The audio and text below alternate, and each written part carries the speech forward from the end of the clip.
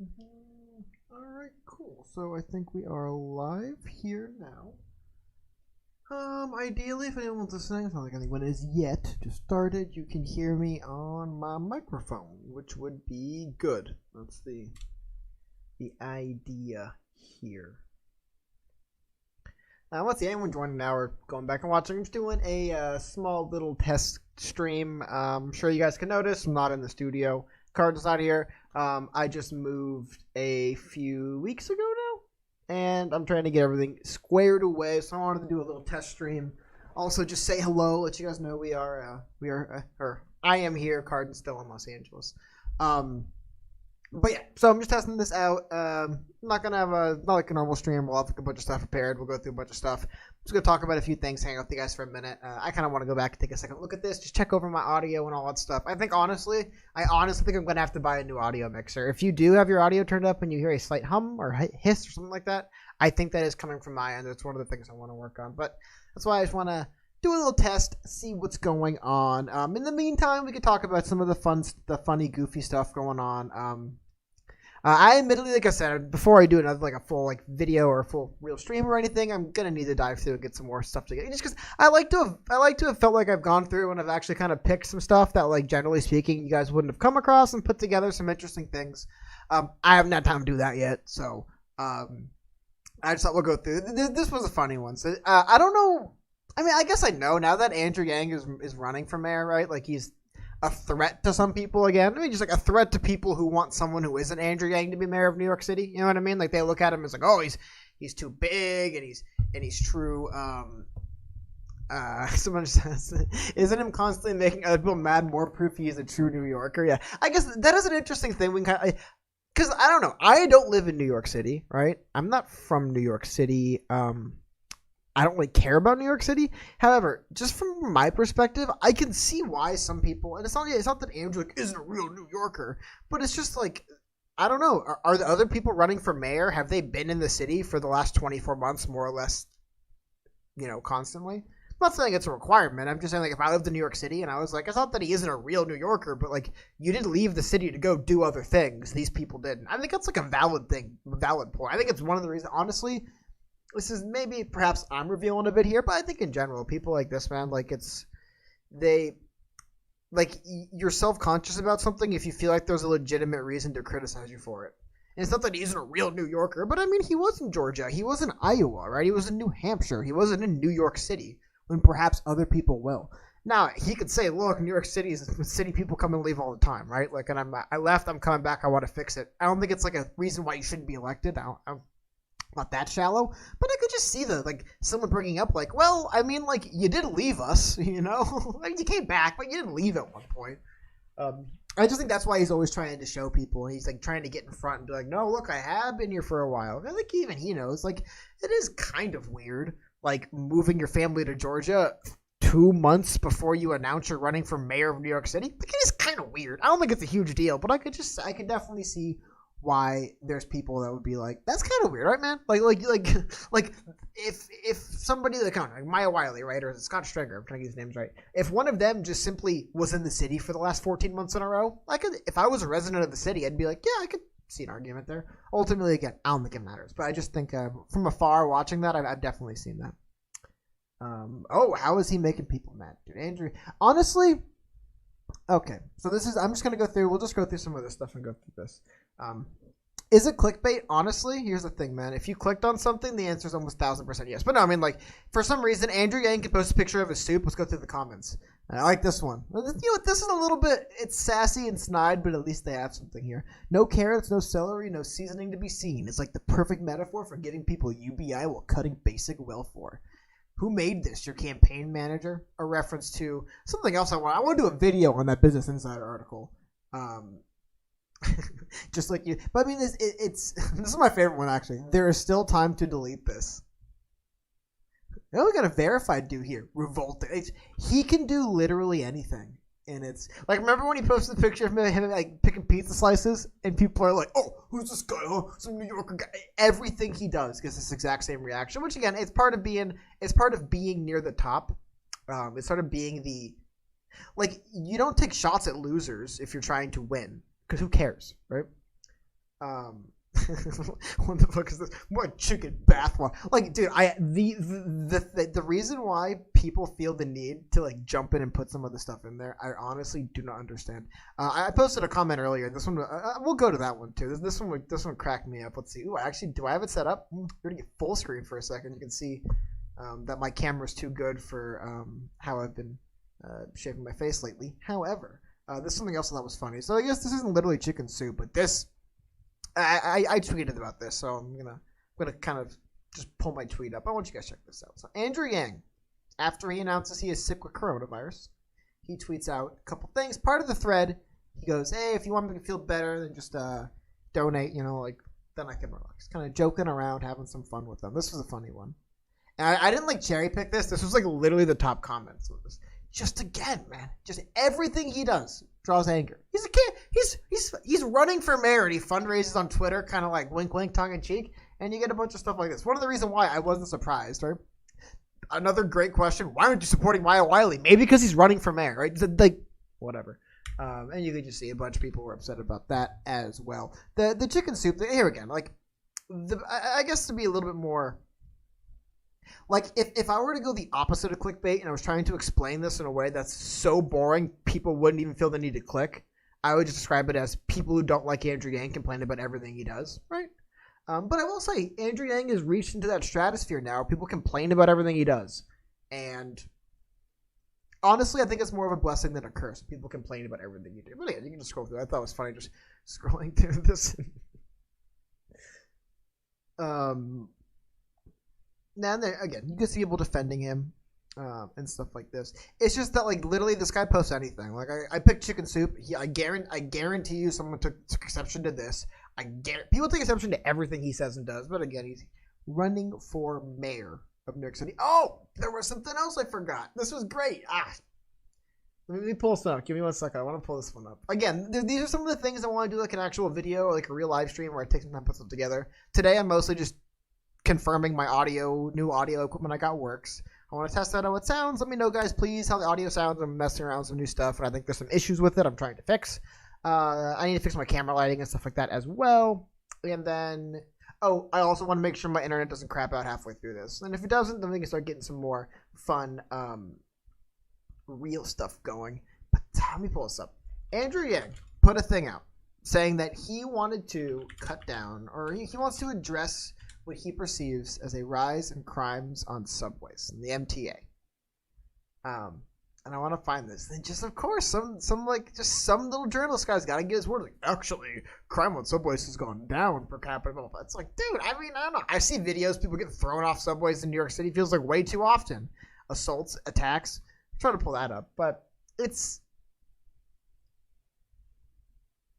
Sorry, I don't want to get into this. I'm not trying to get into Yang Twitter beefs. I just thought that was funny how it's like, it's gotten to the point now he posts literally anything. And there's just people that are just like, oh my God, like how here's the thing. I'll be honest. I don't live in New York City, so it doesn't matter, right? But like, well, Andrew Yang for president, I supported that campaign 1,000%. I really believed what he was doing there. Honestly, the Andrew Yang for mayor campaign and platform, I'm a little bit more like, I don't even want to say lukewarm. I'm not like against it. Like I don't think he's a good guy. He knows what he's doing. But it's just that like, I don't know if like watered down is a weird way to describe it, but he's definitely become a lot more conventional in some ways. A lot more like I feel like I can kind of see where his policies are fitting into these buckets that already existed in the political landscape, and it's not like frustrating, but it's just a little bit like, nah. Because the reason why I was so attracted to the presidential campaign of Andrew Yang was I was like, what? This is different. This is new stuff. I'm not talking about the picture of the chicken suit. I'm talking about like his policies and what he's actually putting forth. I was a bigger fan of Yang for president than Yang for mayor in that sense. I think this stuff's still harmless and cute and fun, and I like that he still does stuff like this. It's honestly good. But I don't know. You know, actually, tell you what. Let's do that right now as well. I'm going to throw up, give me 1 second. I'm just going to pull up his policy page, and I'll go through and we'll read through some of these. Because again, I'm not like I wouldn't be like supporting people against him. Ooh, I want to show you guys this though as well. He's got to get in his SEO game. I just typed in Yang for mayor policy, right? See it, Yang for mayor policy, and I don't see his website.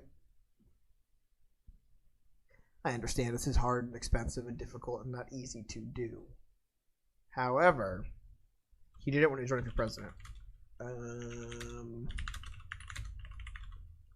I actually had the link. I'm with that. I have to like go on my other tab and pull the link up. Oh my god, you gotta. Oof. Yang, you gotta get in your web. You gotta get in your web squad. Look at that. I can't even find it. I cannot find his website. It's not good. It's not good when I can't Google around for your website. And I'm logged in. Like this isn't. You can't see it, but I'm logged in. Like they know it's me. I'm the guy who was looking up Andrew Yang stuff, and I can't even just Google to his campaign for mayor website. And if Andrew Yang for mayor doesn't take me to your website, like Andrew Yang for mayor website, Andrew Yang for mayor website. Damn it, he's got to get on this stuff. Okay, sorry. Give me 1 second, guys. I'm gonna open up. I have the link. I think saved. Whoops, feedback's wrong. I gotta remove that. I have the link saved though somewhere else. So give me 1 second. Let me pull that up. That's some real stuff right there, though, guys. That's some real stuff. Actually, I don't have it. I'm just gonna have to. Because someone they post the link at this point. Oh my god. Or you know what? No, it's.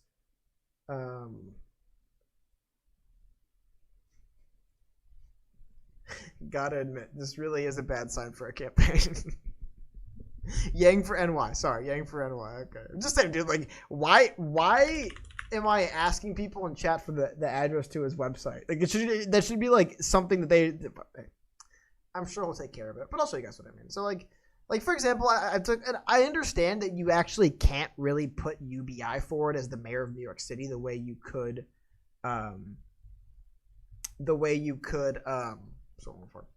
as president. There's no Fed. There's no Bank of New York that he could just go in debt to get money for the city, or like Bank of New York City, right? Something like that. He wants to do some other stuff, but let me see if I can find him on the policy pages. Maybe they're on his website, and like he's been talking about it more. But they're just some things he puts forth, and I'm like, dude, that's just kind of like general generic stuff people have been talking about.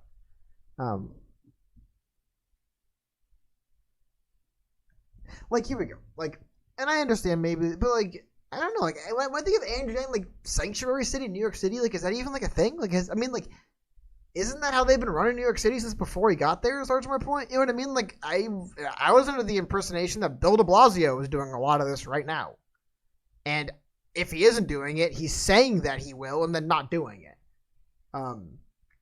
Yeah, and again, I'm not like hammering Yang. I'm like, I don't believe in him anymore. But it's just like I see little things like that here and there. And again, like I didn't go and like this isn't like a prepared stream where I've got it together. I'm mostly just making sure my hardware doesn't burn down.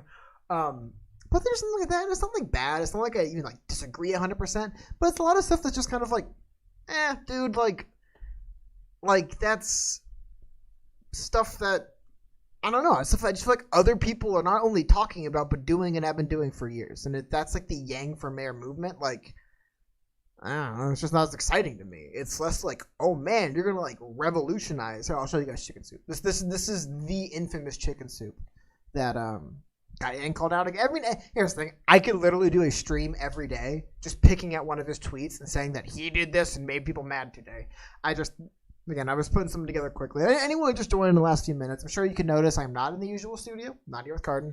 I actually just moved from Southern California to Nevada a few weeks ago.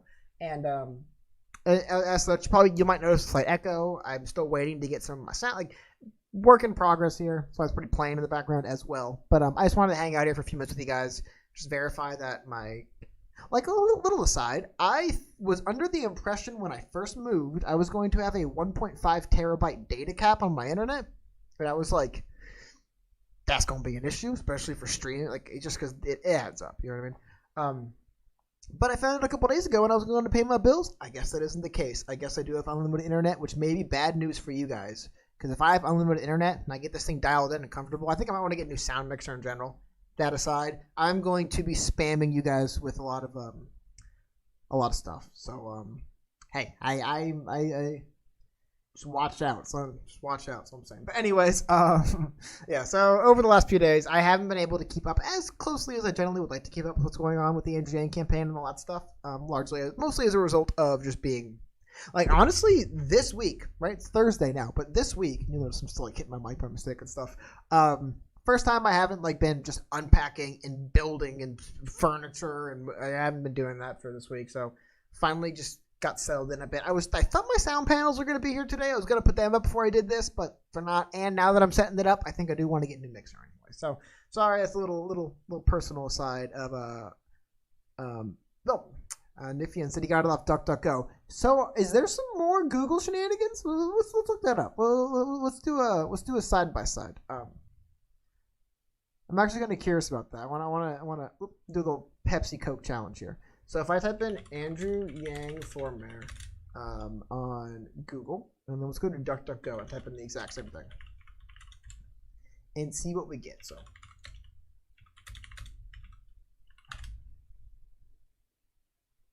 oh, that is interesting. So here it is. I guess I didn't do it in real time, but you can check me on this. I went to DuckDuckGo. I typed in Andrew Yang for mayor. First result, yangforny.com. Andrew Yang for mayor, New York City, for New York. First result that comes up. Because obviously, this is what I mean when I type in Andrew Yang for mayor. However, you go to Google, and what do you see? You know what? I am very cynical, and I'm going to show you guys what I mean by that.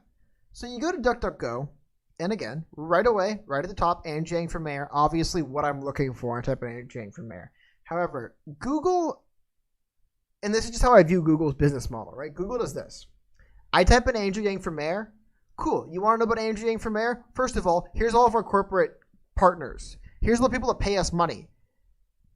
Major news organizations on top stories. And it's like, well, I'm not looking for a news article. I'm looking for the actual thing. Okay, well, before you get there, we get money from New York Times, Washington Post, CNN, NBC News, The Guardian, ABC, Fox. Like these, obviously it's probably like maybe 3 companies that own all these. You know my point? Like, they're like, these people pay us. So you got to look at their stuff first. Wall Street Journal, ABC, these people pay us. So you have to read The Ringer. Correct me if I'm wrong. The Ringer is a basketball website? Yeah, or a sports website, not just basketball. So somehow, and I guess I wonder, what's the unique difference between The Ringer and Andrew Yang's campaign website? Is it that one's owned by a giant corporation that probably pays money to Google? I think that's the difference. Is that the reason why Google makes sure I have to go to? Let's see what page I have to. Wikipedia.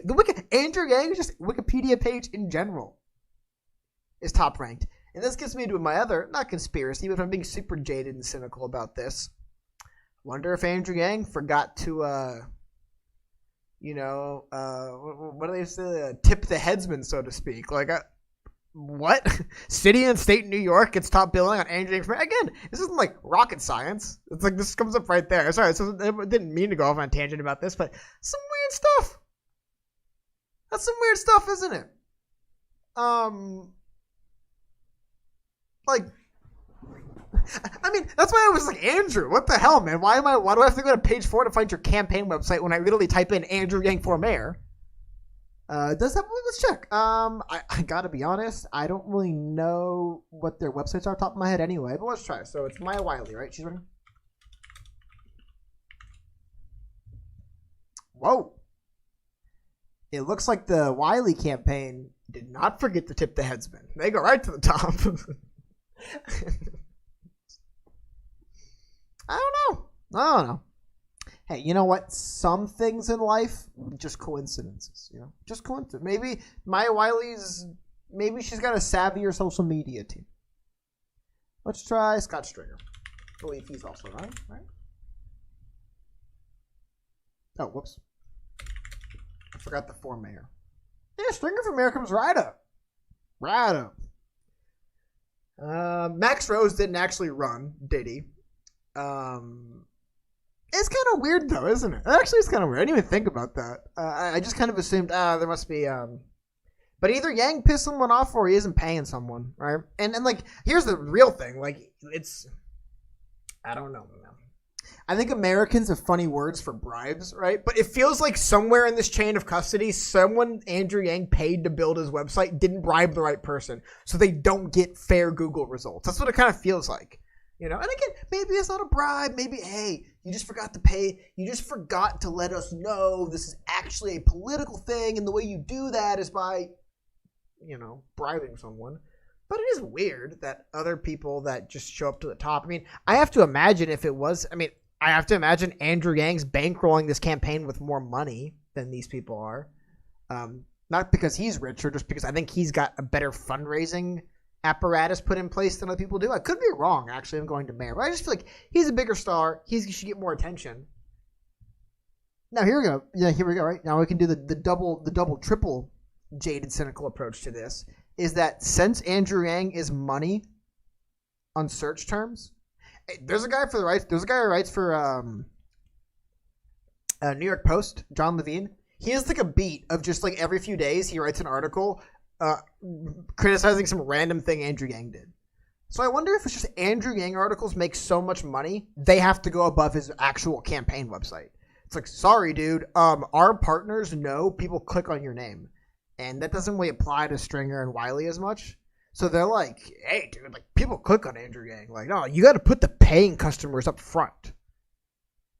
And then his political website. Like, honestly, I'm kind of curious if I just keep going, what page you even find it on. Like, dude, Al Jazeera's coming on. No offense to Al Jazeera, but Al Jazeera is literally, I don't say literally, but it's like it's state-owned media from a foreign country. That shows up before Andrew Yang's own campaign website. That is bizarre. I'd get it if maybe he's on page 2 because of whatever. Also, by the way, I want to check out something else too. Let's just do a little bit of something else here. It's kind of funny. You can actually see how this works. Watch. You can kind of see in real time, like, this isn't a unique problem to us. Can you guys see that in your screen? Let me check and make sure you guys can see that. Okay, no, I gotta move this around. Give me 1 second. Okay. So, see here at the bottom where it says searches related to. I have my thing moved. I apologize. We see here searches related to here, guys. You'll notice the searches related to Andrew Yang for mayor, Andrew Yang for mayor website, Andrew Yang New York City mayor website, Andrew Yang mayor campaign website, Andrew Yang, like those are multiple searches, right? You'll notice you go to Maya Wiley, that doesn't really come up in the related searches because people aren't running into this problem over and over again of not finding her website. But Scott Stringer, it's not really. I mean, it's not really an issue for people looking for Scott Stringer content. But again, I now that I'm thinking about it, I think I might have psyched myself out on it. I'm coming around to the idea of just that, like, Andrew Yang news articles actually generate revenue and turn money, and Stringer and Wiley, I don't pronounce their name right. I've honestly only seen it in text, or if I heard it, it's just been in passing. Those articles don't make money, so who cares? Like, literally, who cares? But the Yang stuff, you gotta, because dude, I'm gonna pull this up. Like, if you ever see the New York Post, I gotta get rid of that fade to black. Thank you. If you ever see a New York Post article about Andrew Yang, and I'm just gonna pull it up for you guys really quick. And it's like just bizarre. It's like the one where, like, for example, Andrew Yang got oh, here we go. Okay. I have not seen who actually wrote this article. I'm just gonna bet and guess to you guys. Sorry, I got most of them. That Andrew Yang caught Jokey trying to escape New York for a while. You can see it now. I'm just gonna guess right now. It's a John Levine article. Let's see. Could be wrong. This is in real time. I am wrong. Hey. You know what, though? This isn't stupid enough for that guy. He's the guy who wrote the Andrew Yang eats the wrong pizza. Andrew Yang sold bidets on his podcast. He's that guy. But yeah, New York Post definitely has their Andrew Yang beat where they just try to write articles and make Andrew Yang look bad. It's really weird to me why they do that. Aside from, actually, I take that back. It's not weird to me. This is more what I mean to say to you guys. It's encouraging to me that Andrew has risen to a status. He's risen to a point that you could just write dumb articles about him and make money. So people just keep doing that. They just keep doing it more and more and more. Hey, just write some dumb stuff. Hey, we're trying to escape. But getting back to what I was talking about at the very, very beginning of the stream, though, as well about this is I don't think it's crazy or offensive or like whatever you want to say that there is some there to the criticism of, well, Andrew, you sure have had no problem leaving this city for extended periods of time over the past 4 years to pursue interests you have outside of our city. That's not a crazy thing to say.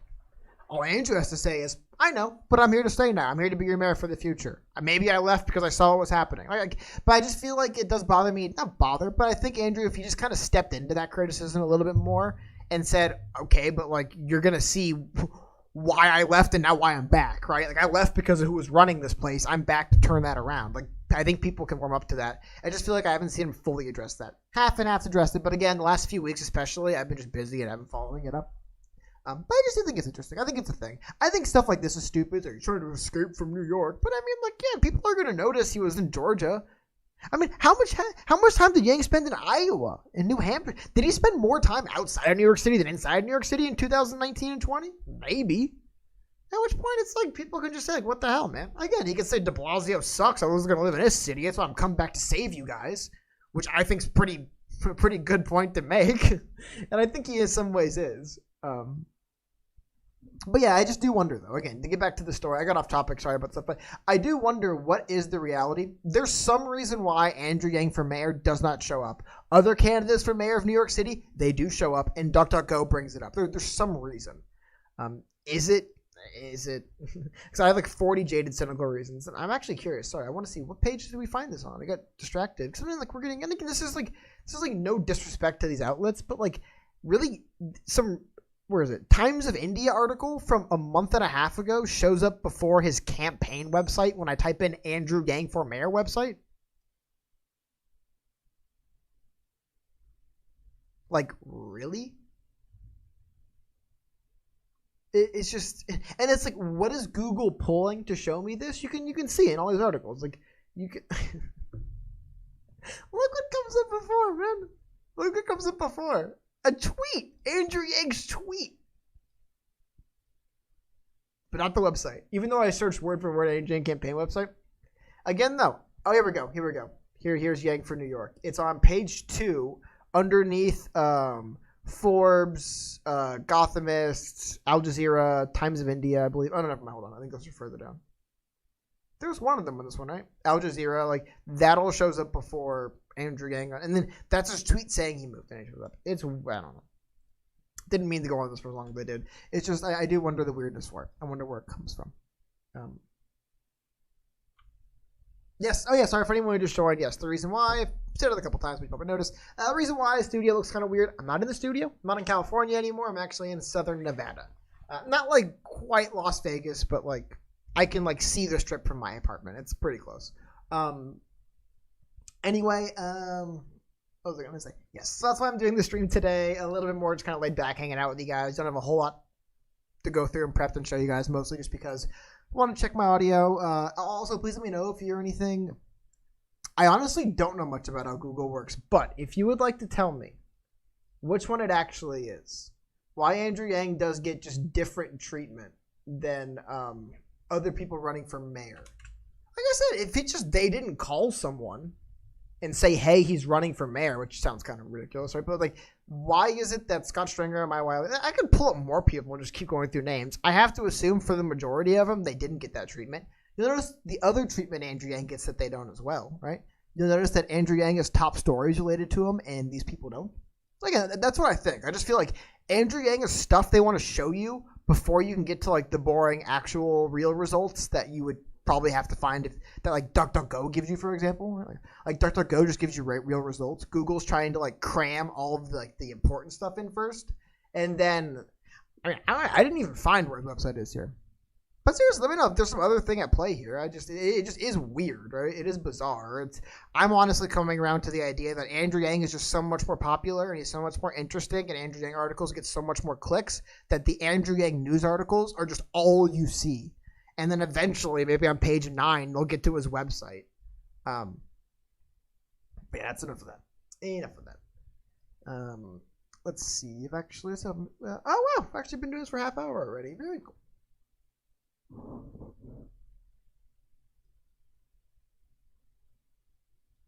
I did escape. Here's the thing. I have no problem framing it as I escaped from LA. Like, if I were to ever go back to LA for any reason ever, I would have no problem saying I left this place because I hated it. Which, I mean, hated it's a weird way of phrasing it. I grew up in Los Angeles. I loved growing up in Los Angeles. There are some things already I'm noticing that it's like, yeah, it's kind of cool about Los Angeles. However, it's the best description I've heard of Los Angeles, like modern Los Angeles, the Los Angeles of today, is that Los Angeles is like 5 or 6 billionaires and all of the help they pay. And that's everyone lives in the city. If you somehow exist in that city outside of that thing, good for you. But don't worry, you're either going to be their help or be forced out of town eventually. It's crazy. Which I don't know. I have an opinion that anywhere that's nice, anywhere that that's what's what I'm looking for, desirable, will be ran poorly because there's just no reason there's no reason to run it well. It's desirable. People show up with money every year. People pay taxes. People pay insane taxes every year. Like, why fix things? Why change things? But for the normal people, yeah, you just get squeezed out. And it's like, squeezed out. Dude, I moved 5 hours east. Right? 5 hours east. Not very far at all. For example, if I wanted to drive from Los Angeles to San Diego and there's traffic, that's like 3.5 hours, 4 hours. It's like a little bit longer drive time, LA to San Diego. And it's like, just look back at LA and go, wow, man, people put up with a lot to live there. People put up with a whole lot to live there. And, I mean, honestly, I kind of see, like, what's the word I'm looking for? Andrew, like, I can see why probably new people. I would imagine New York City's getting close to that as well, and it's probably one of the reasons why Andrew Yang is so interested in running for mayor of New York City, right? Because he's seeing that happen. Because dude, I'm seeing people out here, people like following on Twitter and stuff. I'm out of California now, but I'm seeing people like talking about like, hey, like someone's got to take over and just change the way that state's headed. It's crazy, and it's just bad for everyone. I moved to Henderson, Nevada, so Southern Nevada. It's like the greater. It's like it's where it's like the suburbs of Las Vegas, I guess. To be frank, I'm not exactly sure how you would describe it yet. But it's cool. I am enjoying it. I'm very happy that I'm here. Definitely seeing myself here for the foreseeable future. And again, hopefully in the next, as days continue to go on, I want to get some stuff to kind of sound treat the wall, just some panels and stuff on the walls. So the sound's a little bit better on the walls. I'm echoing less. You guys are hearing less like cars and traffic from outside. And then I want to get some more decoration up and then maybe get a new audio mixer. So that's still not quite at the point where I'm going to be hammering out content and spamming your guys' subscription feed with my nonsense. But in the meantime, I'm going to probably do a thing like this or two and just kind of, I don't know, kind of feel things out, test things out, make sure I like how things are. So again, please let me know in chat if you're like, oh, is a slight echo, a slight hiss, slight buzz, anything like that. Like, I want to hear it. Please let me know. This is not like, oh, I'm my finished product. I'm going to be so offended if that's true. It's like, just let me know I'm trying to touch all this stuff up. The Wall Street Bets GameStop stuff, again, I have not had the full time to devote as much time to that as I normally like to devote to things. But I don't trust anything going on with that, man. I don't trust anything going on. If you describe any situation where a lot of people are engaging in something, they're not really that fully 1,000% aware of what it is. You know what I mean? Like, obviously people knew what was going on. They understood that people were trying to short GameStop and people were trying to buy to, like, oh, screw over. But here's the thing, right? When you just say, hey, don't ask a bunch of questions, just buy GameStop, hold it to screw over the hedge funds because, see, you're making money. While that's true, that also feels like exactly the kind of scenario where it's like, don't, like, ask a lot of questions. Don't just say, what's there to ask? We're screwing over the hedge funds and making money. It's like, ask a lot of questions, dude. When someone's bribing you with money to just do something because, trust me, we're going to screw them over, like, oh, yeah, just trust them, man. Just trust them with, just trust somebody with stock advice like that. I don't know. It just, something about it felt off to me the entire time of just like, wait a minute. Because you want to know a great way to get people to go along with your bullshit, excuse me, is just pay them, man. Give them money and tell them to ask no questions. Just don't worry about it. Just know that we're screwing them and just put your money in. I don't know. I just never trusted it. I'm sure there was people. God damn. Sorry, I keep up with this, by the way, guys. I'm sure there was people who did the smart thing, bought in, sold when it was getting near that peak, and just said, I am out. They didn't buy into the whole hold. Here's the thing, dude. Like, the people telling you to hold are selling while they're telling you to hold, almost always, right? Because they're like, hold long enough for me to sell. It's a game. It's just, here's a better way to put it. I feel like a lot of people kind of got this, like, they're kind of like, the way they were speaking about what they were doing was really weird to me. It's like, if you really are taking billions from these hedge funds, they're going to come back with a vengeance. They're not going to just sit in their hands and go, well, you win, you lose them. They're going to come take your heads off. And people seem to have this like cavalier attitude. It's like, they lost all this money. Who cares, man? Well, they care. I think a lot. And we saw, I mean, they went running to their friends in D.C. I'm sure you guys saw that. This must be outlawed. Robin Hood had to like pause trading, like apologize. Like, you can see, these people were not just going to take this lying down. And here's the other thing. A lot of times people, if they lost more than money, if they lost ego, if they lost face, if they lost standing, they might remember this a whole lot more than the people who made a quick buck do, right? So, I don't know. I'm not saying that's like that's what happened, the correct take. That was just my kind of vibe. That was my instinct. That was kind of my feel on it. I guess the end of that. I always have this feel of like something just feels off here, man. It feels like it's just like they're using like the fact that people are making money to just get people to go along. Yeah, but here's the thing. Like, I understand what you're saying, Stacey, but I'm just saying that like, I don't know, man. Again, this is probably because I'm a crazy, cynical, paranoid person. But dude, people like that, they don't tell you all the angles, man. They tell you the angles you need to see to buy in, but they don't tell you all the angles. They don't tell you everything going on. They don't tell you everything they see and are planning. They give you some. They give you enough to buy in. And when it's like, hey, just buy and get the money, and they screw you over, hey, win, win, win, right? You make money, you screw over the hedge funds, we're revealing how the system is rigged, all that stuff, win, win, win. It's like, yeah, but is it just win, win, win? That feels a little bit weird. It feels like it's not all things just work. Again, I'm kind of cynical and weird and paranoid in that sense. So, like that's where my perspective on that is. Actually, Andrew, I saw someone talking about the soup. Here is the soup. I believe the unofficial PR wing of the Andrew Yang campaign was it Matt Skidmore, the Matt Skidmore show. He did some digging and he found out. I'll show you guys the picture. Actually, it was Andrew Yang's neighbor that made him the soup. So, how about that, huh? It wasn't even, let's see if I can find it. I'll find the actual picture. It still cracks me. I mean, I will say one thing. Andrew Yang has this, like, Andrew Yang is this way. Like, I'll be honest, if I took that picture and I was about to post it to Twitter, I'd be like, maybe like I could like light it different or contrast or move it around or crop it a bit, right? But it is like just like it is like the most like someone just took their phone and went like and uploaded it to the internet. I could see, but again, if Andrew Yang wasn't a front runner for mayor, I think that's the real thing here. Again, nobody starts taking shots at the person in fourth place because who cares? Who cares? And people are defending him as well. But people take shots at the person who's in first place because you can benefit from that.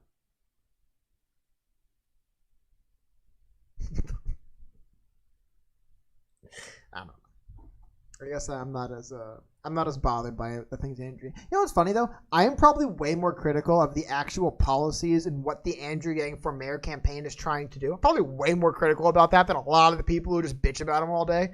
I just don't think this stuff matters at all. I don't think it's a big deal.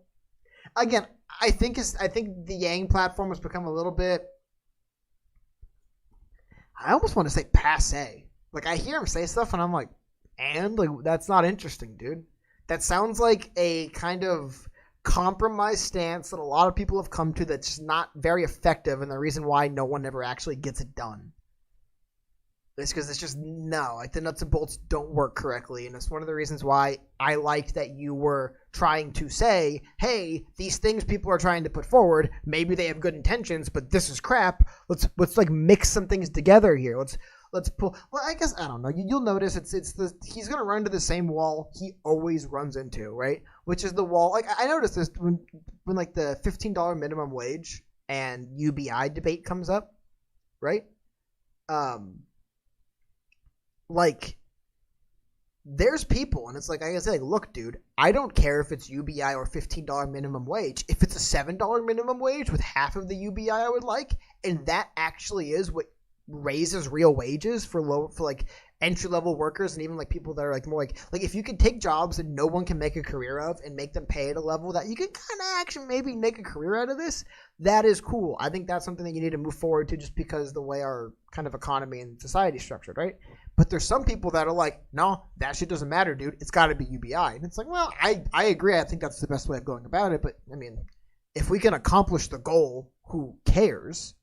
And there's a lot of people that are like, no, I don't even care. Like, it's got $15 minimum wage. And I'm like, dude, you didn't realize a $15 minimum wage is probably an actual bump of like $1.25 for people in some states, and then in others it's like doubling their wages. Like it might sound good, but it's really weird to impose. Let me tell you something, dude. If you raised the minimum wage in like Los Angeles to $15 tomorrow, boom, $15 minimum wage.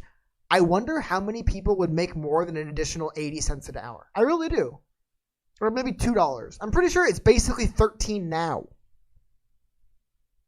But there's people that are just like fight for 15 and they've like so like, you know, tied to it. It's like, who cares, dude? If you think the minimum wage should be generally across the board higher for the area, okay. But I think it's the problem Andrew Yang runs into is I think Andrew Yang, and I think we're seeing his mayor campaign lean into a little bit more of that kind of, you just gotta kind of pick your horse and ride it kind of strategy, where he used to, like Andrew Yang's new plan is to, it seems like, not exactly, but it seems like the Yang for Mayor platform, a lot of the stuff feels closer to just kind of like expanding welfare programs that exist. And it's like, dude, I thought you were trying to, because I agree, like here's the thing. I guess I hold the weird contradictory stance that I don't think it's good to have the welfare systems we have. I think the welfare state, whatever you want to call it, I think it's set up very poorly. However, the actual like things those systems are doing probably should be done by the state for some people. However, I don't think it's being done correctly currently. It's one of the reasons why I like universal basic income, where it's kind of like, there is some small universal, like here's the thing. I think a lot of people on the left do really, really, really undervalue something about like people feel good when they do something, and not only does that thing they do make them feel good, but they receive compensation. Whether it's just adoration, praise, money, that also makes you feel good. So I do think it's a little bit weird. It's one of the reasons why I think UBI isn't the total fix-all, but I think it's a good way to get around some of like the wage issues and stuff like that, is that like you do have to find a way to make sure that there's systems in place where people, when they go into society and they dedicate time and energy into providing a thing to society, services, paint murals on the wall, whatever the hell it is, right? People just need to feel rewarded and part of the society and compensated for it in some way. That's really important. But again, though, it's like trying to get to that. It's like you have to get through so much. Oh, so like, the people deserve. People don't deserve. This isn't a right. It's like, by the way, Americans have no rights. It's a lie. They tell us that we have rights. We have no rights. Like there is the Bill of Rights. There is the Constitution. And it does mean that the state has to get creative in their wording when they infringe on our rights, but they just get creative in their wording and then infringe on our rights. There's a little bit more legalese that has to go at the front of the infringing on rights, but they don't care that the Constitution exists. So it's one of the reasons, too, I think people are like, housing should be a human right. It's like, why? So the government can just not give it to you like every other human right? Like, what? Why? Sure, let's make housing a human right. Let's make healthcare a human right, just so the government can say it's a human right, but not in this, not now. we have some legalese, and now it's not a right anymore. Sorry, or you know what? Hey, sometimes rights need restrictions, right? Like so it's one of the reasons why. But again, like if you want to get some of the homeless issues in this country addressed, dude, I literally used to have a job, 10 hours a day, 6 days a week, 10 hours a day, more like 11. At a cigarette store, dealing with multiple homeless people from all over the place, like all the time, every day. Like I definitely think that there's a lot of things that need to be addressed, and there's ways to help the homeless crisis. I think declaring housing a human right, again, awesome. Another human right the United States government doesn't care about. We can get into a conversation about that later, but it's like go ahead, make all these things rights. Government doesn't care about rights, dude. They'll just come to you and say, look, I know it's a right, but there's some circumstances right now, and because of this and that, we have to like kind of rein in on the rights a little bit. But hey, it's in the name of safety or some BS like that. And people will just accept it and go, okay. Yeah, no, they're right. They're right, dude. No, dude, like they're right. Like I know they're violating our rights, but like they're right. Like they explained it to us and it made sense. Like they had a good point. That's all that would happen. The government and the media would always have a good point for why housing isn't actually a right now. But to get to that conversation of like, well, then how do we get people off the street and into homes? Sorry, I have to get my fucking weird BS policies rammed down your throat first. It's like, well, can we get away from the slogans and policies and just talk about getting more people off the streets and into homes of some sorts? Hey, maybe, call me crazy, call me all every mean word you want. Maybe it would make sense to almost like dorm these people, and maybe because maybe there is not the same thing that puts people on the streets, but maybe people that live on the streets and have been forced to the streets. Hey, you know what? Maybe together, you can do some stuff with them, but nots. It's always like just take people that clearly are having an issue with self-reliance and just give them things and hope they do okay. What? Excuse me? Like, that doesn't make any sense. Like, dude, there are some people that walk down the street and have a coconut hit them in the head and it brain damages them and they're on a disability and they're forced homeless and oh my god, it just fell out of the sky one day. But dude, there's a lot of people like, I mean, I don't know, is it crazy to say this life thing's hard? And if you get dealt a bad hand and you kind of play it poorly, you might find yourself in a rough spot, and maybe the problem isn't that you need currency thrown at you like an ape, but instead you need people to kind of help guide you back into this whole life thing. I don't know. Maybe if we just pick them up and throw them in a hotel and say behave yourself, that's what they really want. Maybe that's what they're really asking for. I don't know. I'm just basing this off the people I spoke with and sat with and smoked many cigarettes with and learned about their lives. I met all kinds of really crazy, interesting. There's one guy I met. I remember he had I was kind of almost thinking of it before. I met one guy. He used to come in kind of infrequently, and I'll explain a little bit why. He used to have a pretty decent job. He was working at he had an office job somewhere. He did come down with I forgot what, but some like weird neurological illness, and he got put on disability, and he lost his job. And then as soon as he got diagnosed and lost his job, his wife divorced him. And being out in California, even if his wife's divorcing him just because like, you're kind of an asshole and you're dying, so I don't want to be around you anymore, he still had to give her like a ton of his money. And he was homeless. He couldn't live on disability with everything else in the divorce and stuff like that.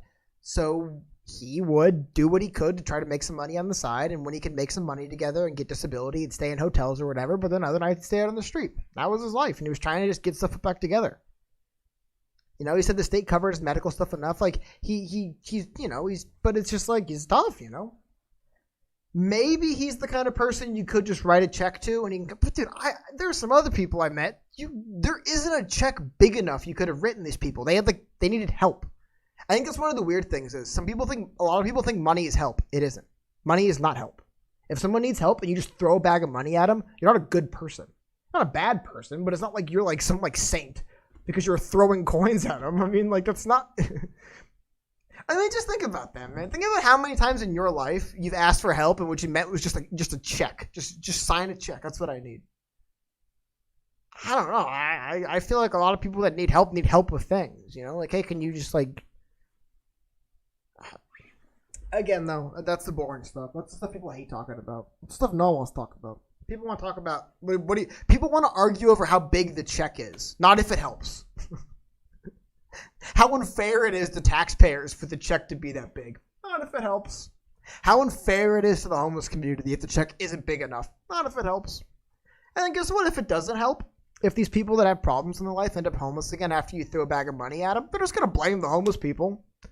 Well, hey, man, we gave them a place to stay. We gave them money. It's like, yeah, maybe that isn't what you need to do. And it applies to a lot of things. Like, just raising the minimum wage to $15 doesn't fix things. Yang has tested positive for COVID. I don't know if he literally has it, but he's tested positive. I'm not saying that as any kind of, like, dig at anyone. I'm just saying that, like, Like, I think, like, there's varying cases, maybe, is what I'm trying to say, right? Like, some people test positive and barely even notice, and some people, like, yeah, you've definitely got coronavirus, right? As far as I know, he's tested positive and doesn't feel great, but for the most part, he's doing all right. You know what I mean? It isn't like, oh, no, he's got, like, a bad case. But he has tested positive for coronavirus. Yeah, exactly. It's pretty mild case. I mean, honestly, like, would it be that... I hope YouTube, I'm literally trying to give the benefit of the doubt to everyone. Would it be that crazy if sometimes the coronavirus and the flu were kind of similar and they peg them and it's like, oh, you feel the same. You probably should stay home anyway, so stay home. Like, is that crazy? Right? Because it's just weird. Some people definitely get coronavirus and experience a very specific set of symptoms and a very specific order and stuff like that. And other people test positive or just kind of vaguely sick for a while. Maybe it's just like a severity, right? Where if you get a mild case, it's just kind of like there isn't how much. Because, like, for example, I had coronavirus. I tested positive for coronavirus. Like the 20th of December, and by January I was fine. It was negative and felt fine. So that's it also to keep in mind, the general case. Not that people don't get sick and die of coronavirus. That does happen. It's not the people that are vulnerable can't get coronavirus and, you know, be from someone who could have lived a healthy, long life and not, because that does happen. But it also, like, generally speaking, when most younger, healthier people get it, they are okay. That's just, like, the general, and I believe the same will apply to Yang. He seems to be in pretty good spirits, and I'm assuming... I think he's, like, doing interviews and stuff. Like, I think he'll be fine. You know, not to say that doesn't matter, but there's definitely some people who get it. Like, for example, when I had coronavirus, I was never really worried about myself. I was never like, oh, man, I mean...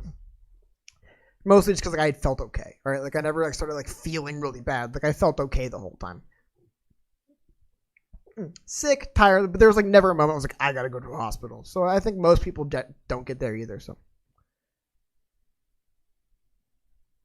yeah, I think a good point, STZ. Yeah, it does like the how sick you get is a real thing, right? Like, some people test positive, but like that's about as sick as they got. They got sick enough to test positive, and that's it. And some people, yeah. So anyway, I mean, we kind of talked about most of the stuff I want to talk about. Hang out here with a little bit for you guys, and just kind of, you know. Ask me any questions you want to ask. Just talk about whatever. Oh, by the way, Adam Duffy, $2 super chat, said, "What up at home, Oracle? What up, Adam Duffy?" Yes, this is the first official live stream from my new place. So, work in progress. A lot to go on. Again, this is a kind of just unofficial, just joking around with you guys stream. But I appreciate that, man. Thank you. Oh, I don't know if I've seen the videos he's put out since he got sick. Let me pull one of those up for you guys. I'll pull up one of the videos being released. Yeah, like, see, now the shadows. I want to fix all that stuff, but hey, we'll fix that stuff. Don't worry. Because Andrew Yang did announce he tested positive, and also I'm going to do a story on the. Oh, here's the video. Cool. I also want to do a story, though, coming up, guys, for sure. Or a video on that story. The Business Insider story about Andrew Yang. I'll show you guys in a second. The corrections on that were hilarious. I've never... Like, I was reading through their kind of, like, editor's note, and it was almost one of those things where it's like, if you're going to publish this editor's note, why was this even published? Like, if the editor's note is basically a paragraph of nothing in this is proven and none of it met our editorial standards. It's like, so if it's all unproven stuff that didn't meet your editorial standards, why was it published? Like, I don't care that you came out and said sorry. Why was that published at all?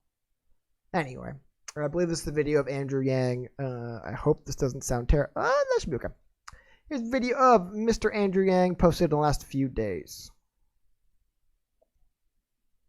Oh, why aren't you hearing this? Sorry about that, guys. I don't know why you're not hearing this. I actually do know why you're not hearing this. I apologize. Okay. Anyway, hold on. Doesn't matter what he's saying. Mostly just want to give you guys a visual of what he looks like. But you could see, I mean, he's sitting up, talking around. He looks okay. Yeah, sorry about that, guys. I just realized my YouTube audio, my Firefox audio doesn't actually go to my computer because I was trying to mess around and play music and video games. And as a result, I downloaded the digital mixer, and I think I have my YouTube audio, my Mozilla audio being sent to the digital mixer instead. So whatever reason, I didn't pull it for you guys. But anyway, you can see. I mean, he looks okay. He definitely does not look like someone that's like really in really bad health. Let me show. I got the cow. He might lose a few pounds over this whole duration, but he's sitting up. It looks like in his boys' room. Doing an interview. Sounds fine. He's not like wheezing or breathing short or coughing. He sounds like he's okay. So it's good. It's good as always. And one of the reasons why I didn't talk a whole lot about him getting sick at all is because like it just seemed like he's okay. So Yang is on page 9. Sorry, I didn't. Page 9 is how you find Andrew Yang's mayor website in Google. It's insane, dude. Like again, no offense, but why is Al Jazeera above that? Al Jazeera is actually Qatari state media. Like I think it's like it's actually like what is it? It's like the information minister of Qatar is the CEO of Al Jazeera. Which isn't like the worst thing, but it's just like that's just like a foreign government state news, right? It's like RT, or I think there's China Daily, South China Morning Post. No, actually I think it's South China, but you know what I'm saying? Like there's just like countries that have their own official state medias, and it's like, how is that getting bumped above an actual American citizen running for an American office's website, hosted in America for Americans? You know what I mean? It's just kind of weird. Like you would just think that's more relevant info. Hey, here's the thing. I take every thumbs down. I love them. Please. I always say this. Like if you disagree with anything I said, dislike the video. Anything. I don't care. Like it literally. It makes no impact on anything, and you get to express yourself, right? So it's a win-win. It's not like YouTube, sends me an email, and they're like, dude, video's getting a lot of dislikes. Like, might want to step it up a little bit. No, they don't care. Honestly, YouTube likes seeing dislikes, so I never mind them. And also, I'm sure you guys can kind of tell just with that. Been working on a lot of stuff over the last year, a lot of stuff in the background. Haven't been able to focus as much time and energy into this channel as I had before. It's not like I'm trying to, blow up. You'll notice that I'm trying to blow up on YouTube. I'll be doing a lot more. But right now, I just appreciate hanging out with you guys, talking with you guys, talking about some of this stuff. Just because, like, kind of very specific we're getting into, where it's like I'm kind of following, like, there's a whole lot of people that just hang out and talk about Andrew Yang's mayoral race with, you know what I mean? So I like hanging out with you guys and talking about that. And also, again, I'm going to dial in some of the stuff. Like, I can already hear. I definitely want to address the walls, get the audio better. But that's easy. That's simple. Like these shadows, especially with the sun going down outside, these really harsh shadows. I want to address some of that stuff. Dude, I guess you do know Silent. You probably do know Silent Symphony. How bad I want, and I'm not Andrew Yang, but I do stand by. Like, I honestly would rather America had an emperor than a president. 100%. I think America I think democratic republics have kind of ran their course. I think we're kind of getting to the logical conclusion of a democratic republic, and I think maybe returning to a little bit of what we used to do, returning to a different system is the way to go. I really do. I'm not forming my own party. I'm not saying death to democracy. I'm not saying anything. I'm not saying democracy is bad. I just think democratic republics run into an issue where the people that, like, at a certain point, there is no such thing as an American. And when there's no such thing as an American and just a bunch of different people living within borders, it's kind of hard to function as democratic republic. If I gotta be honest, looking at things, I'm almost positive Yang is going to be, we're a couple months out. If Yang is not the mayor of New York City, it's going to be, like, really embarrassing for him. Like, at this point, like, if Yang is not mayor by the end of the year, something went really bad, and he is going to be, like, very much have egg on his face. Like, I feel like he's in that much of a spot. Like, he's in that much of a lead with name recognition. Again, like, for every hater, you have to imagine there's a good group of people who like Andrew and don't hate him. So, like, he's in a really good spot as far as the mayoral race goes.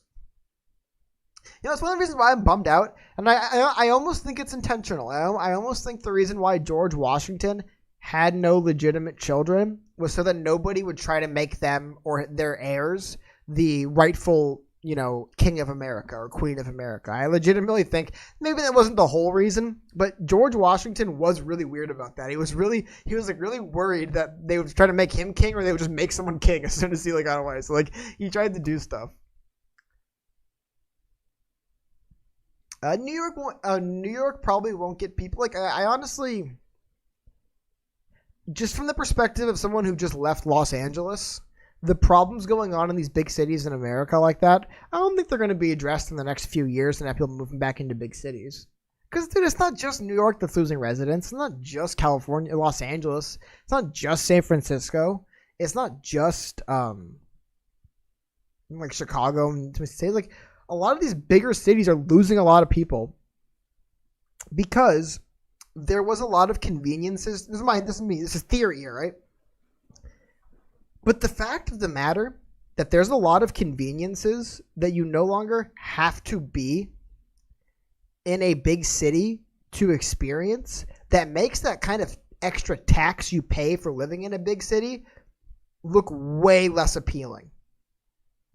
Like, for example, like, people, I swear to God, legitimately would probably be of the stance, and I'm not a big, but I actually have family from New York City. I'm like, yeah, New York City kind of smells, and it's really crowded, and it's busy, and it's really expensive, but in order to, you know, X, Y, and Z, you got to be here, right?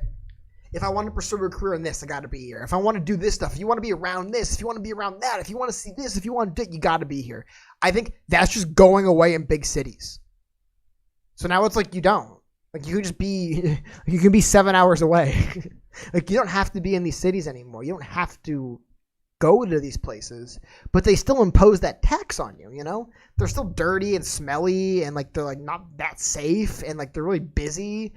But then like the but you kind of gotta put up with it. That's like gone in a lot of these cities. New York City's a big one of these.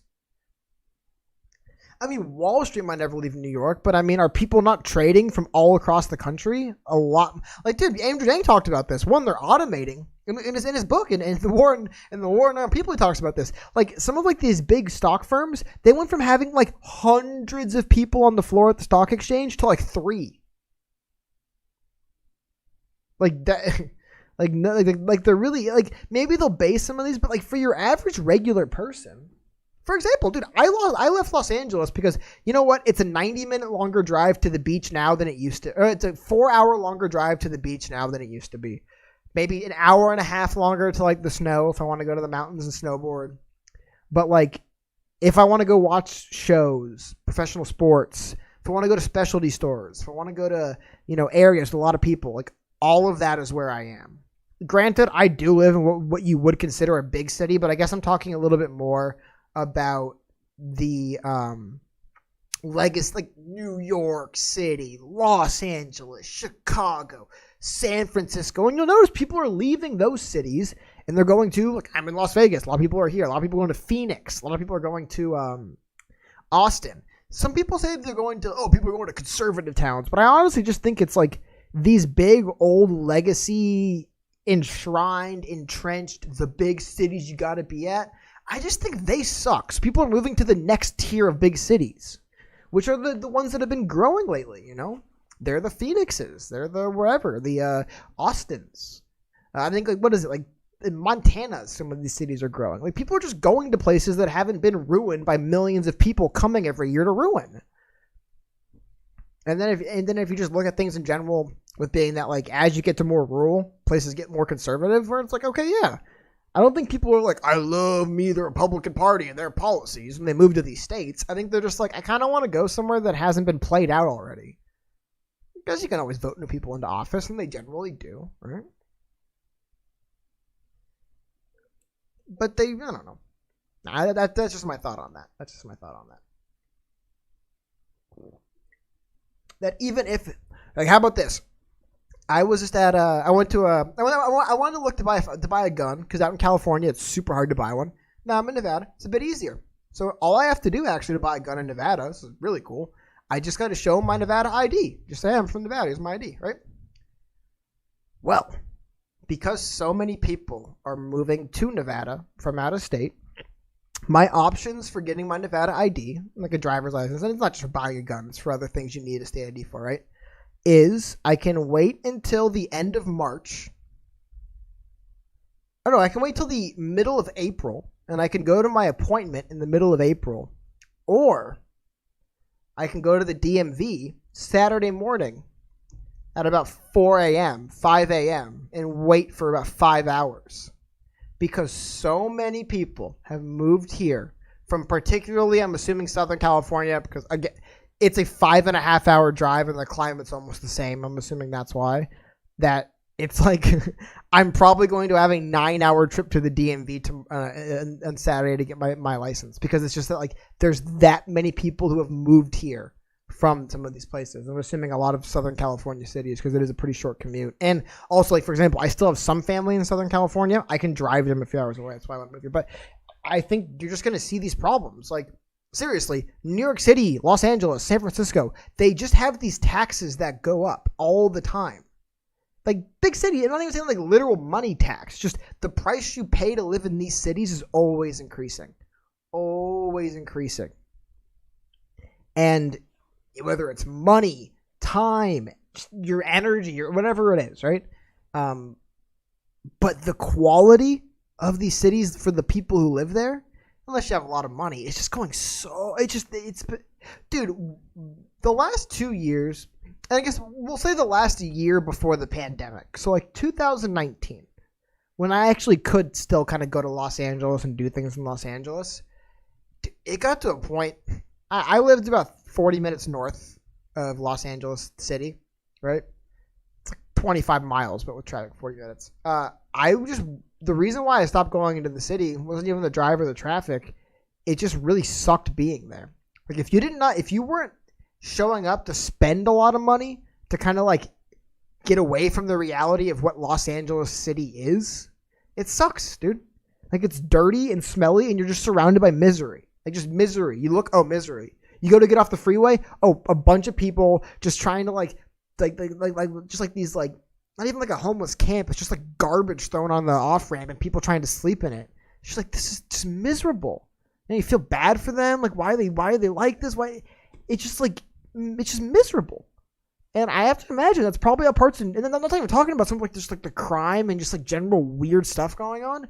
I imagine that's probably close to San Francisco, New York City. It's just like Seattle. And that's the thing. It's like, even if a lot of people try to frame it as like a politics thing, like, oh yeah, these blue states are chasing everyone out. No, I do admit, I do always talk about, is it the misery that leads to people voting for only Democrats, or is just voting for only Democrats inevitably lead to misery? Because there does seem to be a straight line there. I personally think it's the first part. I think it's as things start getting bad and as things start getting really awful, they start turning towards policies that aren't going to help but sound good. And then the policies don't help, but they sound good, and people believe in them, and they want them to help, but they just don't work. And then people just kind of turn the other way because, like, whatever, it's nice to live here. And then you get to a point where it's just untenable. And policies that mean well and sound well but don't work have ran their course, and everyone's like, I just can't be here anymore, man. And I think that's where New York City, Los Angeles, San Francisco, Seattle, they're approaching that point. Where people probably did make an earnest effort to try and correct and fix the way things were going. But just the methodology is just not there, man. The strategy is not there. The way they go about it's not there. I don't know if it's funding. It's probably not funding, to be honest. And it creates these just environments. Now, to get back to what I'm trying to get to here, it's one of the reasons why I don't think there's anything Andrew Yang could do about New York City in his time as mayor to really change that. It's like a nationwide problem. That you have these big cities that with supermajority, not big cities, like very specific. It's not just big cities. You had legacy cities, right? Like Chicago, Detroit, New York City. New York City a little bit less than some of these. Los Angeles. I mean, like the big hitters, like the ones that like people from every country know about these cities, right? And they're desirable jobs, so you get all the opportunists. Because it's one thing if you're a city councilman in some city, and it's something if you're a city councilman in New York City. You know what I mean? So you get a lot of opportunity.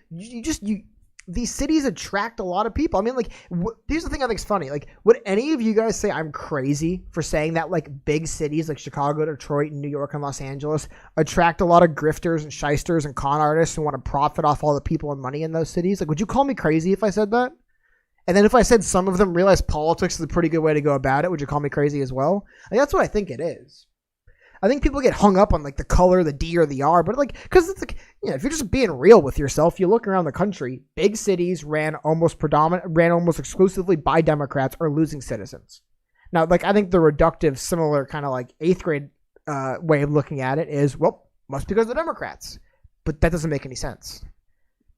Like Democrats aren't that powerful. You know what I mean? Like they're not so powerful. They could just grab something and like wilt it in their hand overnight. Like there's other things going on here. That's why I think as cities start reaching this tipping point where things start going not great, where things the kind of the shine starts to wear off, you can start to realize things aren't super tenable here. I think it just you get on this kind of death spiral of policies that mean well and are expensive but don't work.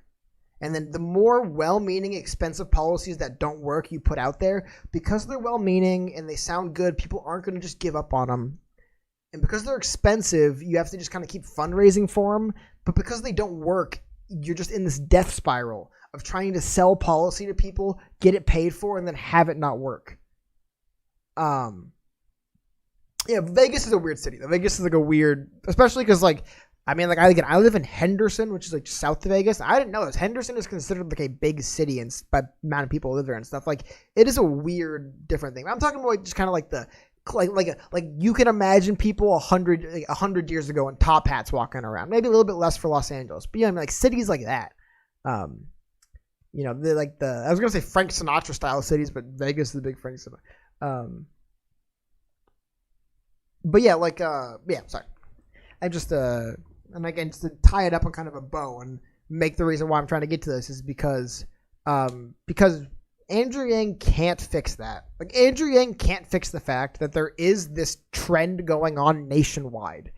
Maybe New York City could be the stalwart. I think the best thing he could do I have to be honest, I'm assuming he wins this. He's just such a bigger star than these other people. A lot of time for him to screw it up, and he has screwed things up in the past, but I don't think he's going to screw this one up. I think he's going to win. But I just don't see, what does he do to reverse that trend? Like, what does Andrew Yang do to reverse that? That there's like something going wrong in these big legacy cities that is driving people away and turning them into just miserable places to be. Again, I don't think Democrats are powerful enough for that to explain any of it. And people vote for him. So, you know what I mean? Like, I think you have to factor that in. Like, I just think it's so weird. And the same thing. Like, it just, people aren't currently leaving Republican areas. But if they were, I would say the same thing. I don't think Republicans are that powerful. I don't think just because they're Republican, they ruined it. Like, something was going on there. And, yeah, I think why America needed Chicago, why America needed these cities is gone. Maybe is what I'm trying to get at, right? What America needed these cities to do. One of the reasons why Los Angeles and like you'll notice Los Angeles and New York City aren't Detroit and Chicago is because LA isn't an auto manufacturing city. It's an entertainment city. We didn't totally decide we don't need cities for entertainment anymore. We decided we don't need cities for auto manufacturing anymore. Like, we'll still make some cars here. There'll be plants. Like, it's not like every car is made foreign. But, like, we don't need a city that's, like, dedicated to building cars anymore. We did at one point. Now we don't. I mean, for a while, Chicago was the biggest city in the West, right? That was a long-ass time ago, man. Like, we don't really need Chicago anymore. People can go to other cities. They can move around. You don't need, you know, the big western city of Chicago anymore. You know, and then New York City being so unique and iconic, and also having the stock market. But again, there's big stock markets in other parts of the country. But New York City's been able to kind of Broadway. It had enough kind of appeal that we sort of need it. Again, LA, the entertainment, the Hollywood, but even then they film a lot of stuff in Seattle. They film a lot of stuff in Georgia. They film a lot of stuff not in Hollywood, and also you don't need to have the entertainment industry as consolidated. They film all over the place. You can do remote meetings, but still, it's I guess that's kind of the point I'm trying to get to is America is rapidly no longer needing these cities to be what they once were. And I think that would be Andrew Yang. And again, I'm not saying he will win 1,000%. I would bet on him to win today. I think he should win. When Andrew Yang does take over New York City, that's going to be all he could really hope to address long term to fix fix people leaving him. He has to make people need New York. He has to make America need New York City again. The only problem is there's so much misery, poverty, and just death going on inside of the borders of New York City. Dude, it's kind of hard to convince people we need it. You have to address that first, you know? And that's not easy. It's not. It's not going to be. But again, I was trying to bring up today. And then tomorrow, maybe not tomorrow, maybe in a few days, once I have more time to kind of situate and get some stuff put together, I'm going to do some more put together, thought out videos kind of going through some of this stuff. But like, dude, like Andrew Yang today, he was talking about rising crime on subways. So the MTA, we need to address security issues on the MTA. It's like, dude, how do you convince Americans they need New York City when it's like our subways aren't even that safe? Like, don't go on the subway; it's not safe, right? Like, there's so much he has to get over first. I mean, if any of you guys have seen the TV show The Wire, so I'm sure maybe some of you have. In The Wire, there's like the season where the mayor is running for mayor of Baltimore, and like his big thing when he's running for mayor of Baltimore is he's going to like pay the police more and he's going to cut back on crime and make the city safer, right? And then like he gets elected on it. He gets elected mayor of Baltimore, and then they tell him, oh, the education system is like just completely millions of dollars in debt. So any money you were going to give the people you promised to get it, it's all got like this fire has to be put out. Whatever you promise people, that's cool. This fire has to be put out. I imagine that is what, and again, I'm assuming Yang wins, but whoever's the mayor of New York City, they're going to run into that, man. They're going to become mayor of New York City and someone's going to say, hey, all that stuff you're talking about, that's awesome, but you got to put these fires out. Like we can't just accept this, and this. This needs money. That needs money. This needs addressing. Because what? You think Bill de Blasio is going to leave him with a full tank of gas and a fresh car wash? You really think that's what Bill de Blasio is going to do in New York City? Or do you think by the time whoever takes over, and again, I believe it'll be Andrew Yang, for Bill de Blasio, they're going to be walking around like, what the hell happened? Has anybody been running this city the last 6 months? Maybe I'm wrong. Maybe I am a poor judge of Bill de Blasio's character, but I have a feeling Bill de Blasio is probably already completely checked out and doesn't care about the mayor job anymore. I have a feeling he's already like, just like, oh man, I can't wait till I'm not mayor anymore and I can do this, do that, and do this. Like, I don't think he's really interested in making sure he turns the city over to Andrew or whoever in like the absolute best my father was a firefighter. They have a big saying like, whenever you borrow something, return it in a better condition than you got it. Dude, de Blasio is not giving Andrew Yang New York City in a better condition than he found it. You know what I'm saying?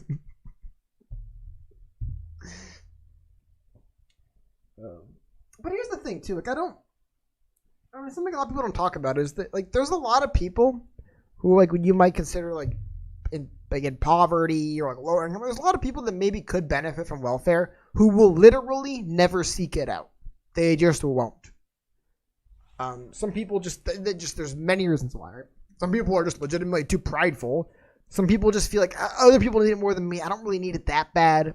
Honestly, I feel like that's the closer one. Is there's a lot of people that are just like, other people probably like, just good-hearted people who just feel like other people need the help more than I do, even if they need the help. Like, it's, I don't know. Like I think when you're talking about a bunch of people like the system of like people who don't pay a lot of taxes flocking to a city for benefits, and the people who do pay taxes leaving the city for that reason, I feel like other things went wrong first, and then you end up there. You end up where you have a lot of people taking on a lot of welfare and not a lot of people paying in. But I feel like it's because other problems happen. Because if you make the city a nice place for rich people to live, dude, like people with a lot of money, like really rich people, I'm not one of them, but looking around, talking to some of them, they generally speaking don't really mind spending money that much as long as they feel like they're not getting screwed. As long as they feel like the state isn't putting a bayonet to them and saying, give me your money.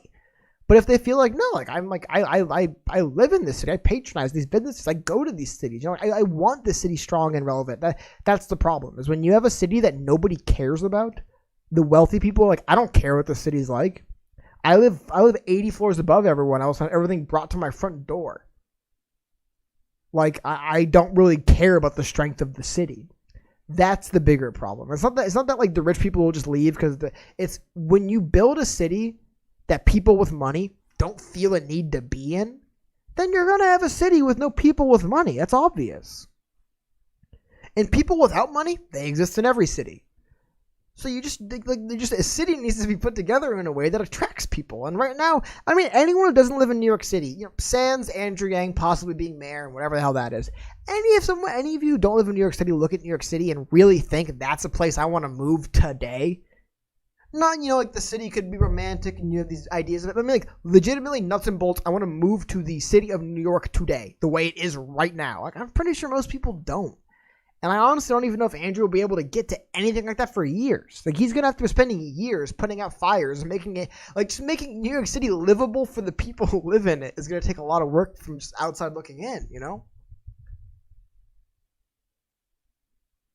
It's like I don't know.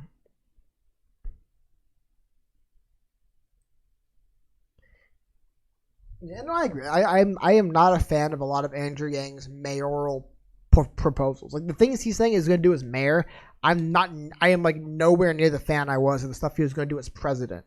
Stuff he's going to do as mayor. Like, again, proposing to make New York City a sanctuary city. Politics aside, I don't really care personally. It's like, that just feels like, it feels like a policy from 2016, dude. Like, I thought Andrew Yang was forward thinking of the future. Just going back to things people have been doing 3 or 4 years ago. It's like that. I don't need Andrew Yang to do that. Any of the Democrats running would probably do everything. Like, that's the thing. I feel like a lot of the stuff Andrew Yang is proposing, I look at it and I'm like, dude, I feel like if we just gave the DNC control of New York City, they would do half of that. And that was not how I felt when he was running for president. I did not feel like if you let the DNC write out the platform, it would look anything like Andrew's. It's not because I hate the Democrats. It's just like I thought he was interesting and unique. Same with the RNC, right? Like, there wasn't people sitting down and writing plans for fixing this country that looked like his. Now, his plans for saving the city look a lot more like the stuff I've been hearing for years, man. For years. And it's just like, where's that forward-thinking radical guy? You know? The guy with vision. Like, some of the stuff I'm reading from him and hearing from him, I just don't see the vision anymore. It's like the... Here's the thing, right? You want to know what's always scary, too? About just people in general? A lot of people in politics have absolutely no problem saying, I mean, like, this probably isn't, like, perfect, but I don't know. Like, I like it, and I'm going to stake my reputation on it. And that's dangerous. When you have people staking their reputations on things they kind of know aren't perfect, it's very, very, very not good. Because suddenly you're defending your reputation. You're not defending anything else. And I got to be honest, I don't got time for ego games. And that's what most people... I'm not talking about Andrew in particular. I'm actually not. Just in politics, you see these ego games played so much by politicians, and I'm looking at these people, I'm like, dude, if you can't stand there with egg on your face and say, I had a plan, it did not go well, but I'm so interested in helping you people, I'm going to come up with a new plan, a better plan.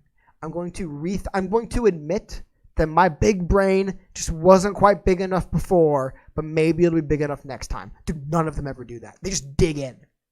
How dare you criticize my opinion? They just dig in.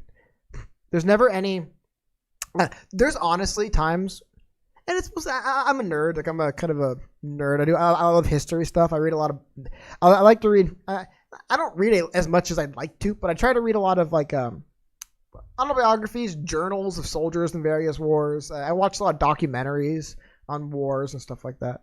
Right? And it's like, dude, you hear stories of like again, these are apocryphal, legendary, probably not even true, right? But you just hear these hero building stories of like great leaders and the things great leaders have done and what they would say and the way they'd make the people they're leading feel. And then I look at the leaders in America, and like I'm not even kidding you. I literally weep. It's just like, oh my God, we are so far off. We are so far off from what having an actual leadership looks like. And it's not unique. I mean, most things are rudderless and led by idiots. Businesses, sports franchises, families, countries, states, most are kind of rudderless and, you know, and when I say idiots, I mean just like regular people. It's just regular people doing their best with no real direction. That's how most things go. And I don't know, it's like you just look around and it's like, it's no wonder America's in the state it's in. There's nobody ever does anything that leaders do at the top level of our country. Ever, man. No, none of them. It's like they kind of understand what you're supposed to do, because I firmly believe if you're going to be leading people, like, here's one of the things I always say, right? It's like, I do not I personally think it's a bad thing to threaten people. And if I'm being frank, it's because if you're threatening people, you probably don't actually mean it. Because if you really meant it, you probably wouldn't want them to see it coming. You know what I mean? But I don't agree with this. However, if you get to be Mr. or Mrs. Senator, and you get to sit at that big senator desk, and you get to collect that senator paycheck, and you get your senator health benefits, and you get to go to first class, and people call you Mr. or Mrs. Senator everywhere you go, and if you get those privileges, then yes, people will hate you. You also get the bad, right? You get the good, but you get the bad. I see way too many politicians just pound their fists and stamp their feet. I will accept nothing bad, only the good. It's like, dude, you're leading people. They're going to question you. They're going to doubt you. They're going to be upset with you. They're going to look at you side-eyed. They're going to insist you owe more to them than you think you do. And if you can't live up to that, if you can't take that responsibility, then give the job to someone who can. Again, like, I don't want to get too ridiculous, but just like you read about like generals, people who lead military, people who understand when they make a decision, people die because of it. And they realize, like let me tell you, ship captains back in the day, like the old sailboat ships, they understood I am outnumbered on my boat. If the crew decides I'm bad, they mutiny, and I can't stop them. There's like me and maybe 10 loyalists to me, and then like there's the crew. That isn't how America feels, ever. It never feels like any of these politicians have anything to lose. They can seriously run whatever they want into the ground and just be elected forever. You don't get people that are like... You don't get people like I never feel at all. I'm not talking about literally every single person who's a congressperson. I'm not talking about literally every single person, but just the big ones. People that get attention, people that get articles written about them, people that get microphones shoved in their face, people that stay around for a long time, people that keep getting shoved in my face. Those type of people, yeah, they mostly are these kind of personality, awful, just terrible politicians. That's most of the ones you see and hear about all the time. And it's like, dude, like I just think like, do any of these people? So, you know, how about this? Someone, Marianne said, I feel a monarchy reference coming. If you go back and you read through a lot of history, do you know how many times monarchs would lose wars? And you can get into the reasons why, but monarchs would lose wars and would literally like throw themselves from their tower or stab themselves. They would take their own lives as opposed to see their people be subjected to the person they just lost to. Is it because they're too much of a coward to face it? Is it because they're too much ego-driven to accept loss? Maybe. But also, it's like there's people that realize, like, these are my people. I have been put in charge of them. Like, these people, when they suffer, it's because I led them in a way that led them to suffer it. When they prosper, it's because I led them to prospering, right? If I got them put into a war where I sent them off to die, and then I lost the war, and they're going to be subjected as slaves, that is really devastating to me as their leader. Dude, do you think any politician gives a shit about anything that happens to any of us at all, ever, about anything? No, they don't. Again, there probably is people who do, but because they do, they're not in front of cameras, they're not in front of microphones, they're not on Twitter, and no one talks about them. And they probably are going to be out of there quicker than later because they're going to realize. They're going to be like Tulsi. Dude, Tulsi, you could see it. Tulsi had that switch go off about a year and a half ago where she realized, I am surrounded by evil people, and I will not allow myself to be party to this. I'm going to run for president. I'm going to do what I can to try to correct the ship, but hey, man, if it doesn't work, I'm not going to run for reelection. That hasn't been a very talked about story. Tulsi Gabbard didn't even run for reelection in Congress. People have speculated, it's because she knew she couldn't win. I wonder if Tulsi was sitting in one of those chambers one day and realized, I don't want to be around these people. Even if I come up here and fight for my constituents every single day, they're not going to let me do anything about it. Like, why am I even here? I'm just part of this. I'm taking part in evil. And just, honestly, if I'm being honest about the whole, like, what is it? They call them the squad, but I think the squad is kind of a dumb way of referring to what people are talking about, which is a new wave of incoming Congress people, right? I mean, like you have to say what you want, but like Alexandria Ocasio-Cortez, Rashida Tlaib, and Ilhan Omar definitely were a new wave of politician. Of them, I think the only one who strikes me as an actual real human being with a functioning brain that does give a shit is Rashida Tlaib. She's the only one. She's the only one I read things from and I go, oh, she's like a real person. There's like a soul behind those eyes. dude, like I know some of you guys might be fans, but like AOC, Elon Omar, it's like they're just cutouts, man. They're political cutouts. I see millions of them all over the place every single day. I'm not interested in anything they have to say. I take nothing they say serious. I take AOC and Elon Omar about as serious as I take John Cena, right? But Rashida Tlaib, she says things and she acts in a way where I believe she is a person who believes in things and wants to see things happen. Not because she put the idea into the world, but because she wants to see things change. I think that's the thing. There's people that want to see their ideas reign supreme, consequences be damned, and there's people who want to change the world around them in a way they think is beneficial. She strikes me as closer to that second type of person. A person who actually wants to make some changes that's beneficial, as opposed to just kind of like, they're just ego people. I mean, our political system benefits people that are really ego-driven, but dude, Elon Omar and AOC say stuff all the time, and like, especially they'll say stuff on camera looking at it, I just looking in their eyes like, you don't mean that.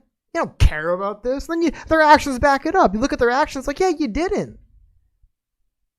You don't believe in any of this. Again, who was it? I think like Rashida Tlaib is. I don't even really like her that much. Like, I'm not saying like she's awesome. It's just that, like, of those ones, she's the one where I feel like she'll make a vote that's unpopular and it'll piss people off because she believes in it. I think that's it. I don't think AOC would make an unpopular vote that pisses people off because she believed in it. She would make calculated votes that benefit her in a way, but she wouldn't vote for things she believed in for a certain reason. Like just a quick aside, like for example, here's the thing. It's again, I'm not even trying to say this person's like the greatest person ever, but I thought it was funny when they were talking about like we have to ramp up all of our terrorism stuff. Rashida Tlaib is like, do you people not remember 9/11 when we ramped up all of our terrorism stuff and just said all Muslims are terrorists? Like, why are we doing this again? This is stupid. We should have learned from that. But I think that's the thing. There's people who look at it that way. And they say, it doesn't matter who the groups were. We did this already. We tried to just demonize random people as being terrorists because they somewhat belong to a group. And it was wrong and we shouldn't do it. There's that stance. Then there's the stance of, yeah, but this group of people that we're demonizing now, whatever, like they deserve it more. You know, like there's the policy, there's the tribal BS games that people play. Well, this is different. They don't deserve that. And then there's the actual people with some principles that will be like, no, I don't care who this group of people are. You can't treat them the way you treated the Muslim community 10 years, 50, 20 years ago, because that was terrible. You can't treat communities this way. We need to have a smarter way of treating bad actors properly, but not just lumping everyone in with the bad actors. And it's like, you'll just notice the divergent lines of thinking, right? There is, wait a minute, real life matters, and there's the but my team must win line. And I think AOC, Elon Omar a little bit less, I see less, but AOC is definitely on the my team must win side as opposed to the we need to do things that help side. And I think that's just kind of what I try to get to. You have people that have different intentions. And dude, here's the thing, man. And this is I'm probably younger than some of you, probably older than some of you. I'm not saying I'm the wisest person alive, but just a little bit of life advice, man, is if you just listen to what people say and you just pay attention to what they do, they will reveal themselves to you entirely. Always. All the time. You just have to listen. And the key is don't believe everything they say, but just listen to the things they say. Just look at them. Just look at what they do. Look at how they behave. Look at who they associate with. You know? Look at how when the character moments happen, what they do. And again, like I'm not trying to say AOC is like an awful, evil person, but it's like, what was it recently where it's like AOC has a tweet where she's like just, oh my God, the spending bill is so terrible. We're not giving money to the people that need it. Oh my God, oh my God, oh my God. And then she votes on it when she didn't have to. Again, getting into the comparing these two kind of similar politicians, Rashida Tlaib and AOC, in the sense of progressive on the left, you know, the squad both came in at the same time. I'm pretty sure Tlaib voted against that because she's like, this is bad. This is wrong. This doesn't get the money to the people who need it. I'm not going to vote for it. But then AOC is like, I'm going to grandstand about it, but then just vote for it because I need to play ball. I want to be here. I want to be here for a while. I think that's also the big thing. There's the people that show up at the Capitol and say, I want to do big things while I'm here. And there's people that show up at the Capitol and say, I don't ever want to leave. Might be a better way of describing it. AOC strikes me as someone who looks around her office, looks at her clothes, and says, I'm not giving this up. No way in hell am I giving this up. Whatever it takes. Any means necessary, I will never give this up. And then there's people who are like, wow, I really have a big opportunity here. I want to make some change. And like people are all around the middle. People, I'm sure there's people that go, Pelosi's a great example of the former, of the no way. Here's the thing. People are many things. Nobody's one thing. A lot of people kind of dance on the, oh my God, this is a great opportunity. I could do a lot. But then like when the chips hit the table, they kind of run towards, sorry, I'm not giving this up. And the lie they tell themselves over and over again is, I need to be here to do good. If other people are here, they won't do the good I will. I got to be here to do good. But then the problem is, it's more like, I got to be here to do good. You know what I mean? They never get to the second part of the sentence. It's always just, I have to be here. And then they build themselves up as egos. So let me tell you something. You want to see how ego drives people literally insane? Just pay attention to the professional wrestling over the years. Pay attention to the Hulk Hogans and the Shawn Michaels. They're insane people. Like, their ego at some point, it just got so outsized. Some of the things people were talking about, like, ludicrous. That's a politician. Because here's the other thing, too. And again, you can get... But American media, more or less, grovels and just heaps praise. And it's just like, oh my God, politicians are so amazing. We love you so much. And it's like, to imagine this. You're a politician, right? You win elections, people must like you. Media, like AOC, for example, it's one of the reasons why she probably is so convinced there's like this cabal of evil people that hate her. She gets so many people telling her how awesome and how great she is every day. We love you. You're the greatest. Oh my God, we love you so much. We love you. We love you. We love you. And then here's the other thing too. People see that, and again, I'm trying to explain. I'm trying to like not defend, but I'm trying to explain that. Like, I don't think people are evil. I think they kind of get moved into certain ways. Imagine that you're AOC. Everyone tells you how much they love you. They tell you how great you are. They say how much good you're doing. They say how you're an influence and a role model. Well, all of a sudden, I mean, think about it. If that's who you are and that's what you're being told, do you think maybe you would kind of adopt this mindset of, well, I got to stay here then, right? Even in a kind of selfless way. Just these people think I can help them and believe with me. I got to be here. If I'm not here to do this, like, these people believe in me. I'll be letting them down. But the problem is, and it's like, you know, it's kind of a lie is the problem, right? Like, a lot of people, they say that, but in reality, they dude, like, some people just like being called Mr. or Mrs. Senator. You know what I mean? Some people just like eating at a restaurant and knowing people are whispering and going, that's the senator over there. Did you know that? It's the senator. Some people like that. But it's like, how do you screen for that? How do you... Dude, Nancy Pelosi is a great example. Like, Nancy Pelosi is hilarious. Like, Nancy Pelosi is like... Dude, Nancy Pelosi... This is the thing I think is funny, too. I was tweeting about this earlier. People are talking about, what's her name? Marjorie Taylor Greene. Everyone's saying she's some crazy... Like, oh my God, the Republicans are the crazy people. It's like, dude, is the party of Nancy Pelosi really accusing the Republicans of having crazy people in Congress? Like, is this real life? Of course, they both have crazy people in Congress. Like, what is this? Oh my God. Like, some of the things... And also, I love like just like the you'll notice, here's the thing too. People like Nancy Pelosi, some of these people I'm talking about, some of these like not politicians that I would say don't actually have the best interests of the constituents at heart and probably aren't going to push for the best for their constituents, right? People like that. Like, how do I explain? How do I explain what I'm trying to say here? They're good at what they do. That's why they're there. So how does Nancy Pelosi keep getting voted in? She makes the right friends, man. She makes the right friends, probably blackmails the right people, and uses the right stuff to blackmail them with. Or bribe, right? Like I always said, Americans got a lot of funny words for bribe. You know, like what's the saying? Eskimos have 50 words for snow. Americans got 1,000 words for bribe, man. Nah, it's not a bribe. It's kind of sounds like a bribe. No, it's not a bribe. It's something else. It's lobbying. Yeah, but that kind of sounds like bribery. No. It's lobbying. What? But yeah, I mean, sometimes the most valuable... Hey, getting back to one of my favorite things, professional wrestling. If you want to go far in professional wrestling, you don't need to be a great wrestler. You have to be a great politicker. You have to convince the people who make the decisions that you're the person that you're the relationship that matters. That's what I'm talking about. The Hulk Hogan, the Shawn Michaels, they're both big. They're both stars. They were good at their job. Don't get me wrong. But what separates them from everyone else is they were good at the politics.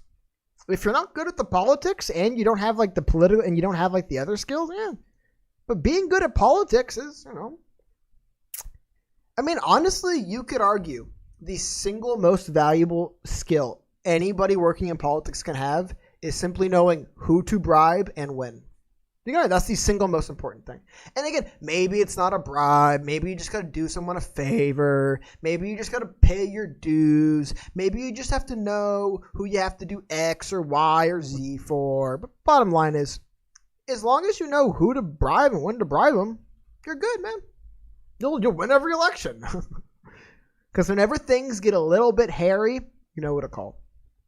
And you know what to give him. Cardin isn't dead. Sorry, so I went longer than I thought. I was only going to go a shorter time here. But for anyone who just joined, Cardin is still in Los Angeles. I've actually moved recently to Southern Nevada. This is my first stream I'm doing from my new place here in Southern Nevada. Just trying to get some of the audio and video stuff dialed in. And then, like what always happens is I have too much fun doing this and I go on for an extra hour. But Cardin isn't dead.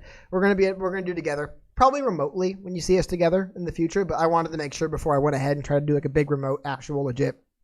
Not legit, but like a more general live stream. I put a lot of articles and a lot of kind of stories and narratives together for you guys, and I bring Cardin in like through remote. We're gonna start doing that soon, but I just needed to make sure I could actually stream first, and my internet wasn't gonna cut out or it wasn't gonna be too low bit rate. And I've actually been very impressed. It has not been. Yeah, idealistic. It's Yang did go down the thought. I agree. I kind of said this before. I'm speaking to Desert Punks, but.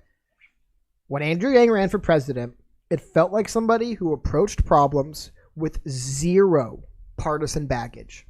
It didn't matter if, isn't that policy kind of conservative? And isn't that policy like liberal?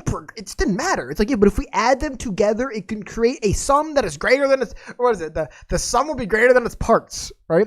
I think that's something that's missing so much in politics is the idea of the sum being greater than its parts. It's only as every single part must be ideological, completely in line, or else who cares? Who cares? Like, why have higher wages for part-time workers if they don't get $15 an hour? What? Why improve the overall life and like the amount of money and disposable income that minimum wage and part-time employees have if it isn't $15? Who even cares then? It's like people that are like that. It's like, dude, why do you care what the number is?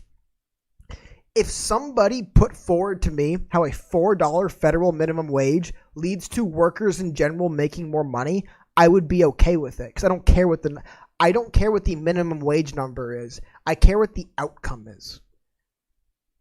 But some people are so tied up in the first part. They're so tied up in the parts and not the sum that they never even get to thinking what the sum will be. It's like, okay, if we take all these things together and add them up, what's the outcome? You fought like hell to make sure everything we're adding together was very specifically this. So how do those add up? And a lot of people would say, I don't know. I just know that, like, ideologically, these are the good thoughts and those are the bad thoughts.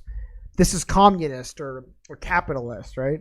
This is progressive or conservative. Like, I had to, like, there's people, I'm like, this, I can't read minds, but, like, when I read someone's thought process, when they write out some of the stuff they're writing about sometimes, they basically explain it to me like that, where they're like, well, I used to support that, but then someone said that was regressive, so now I don't. And then I thought that would be a good idea, but then people said it's like communist. And it's like, dude, if they add together to make something that makes sense in a liberal capitalist democracy, then who cares? Or a liberal republic, like, who cares what the pieces are?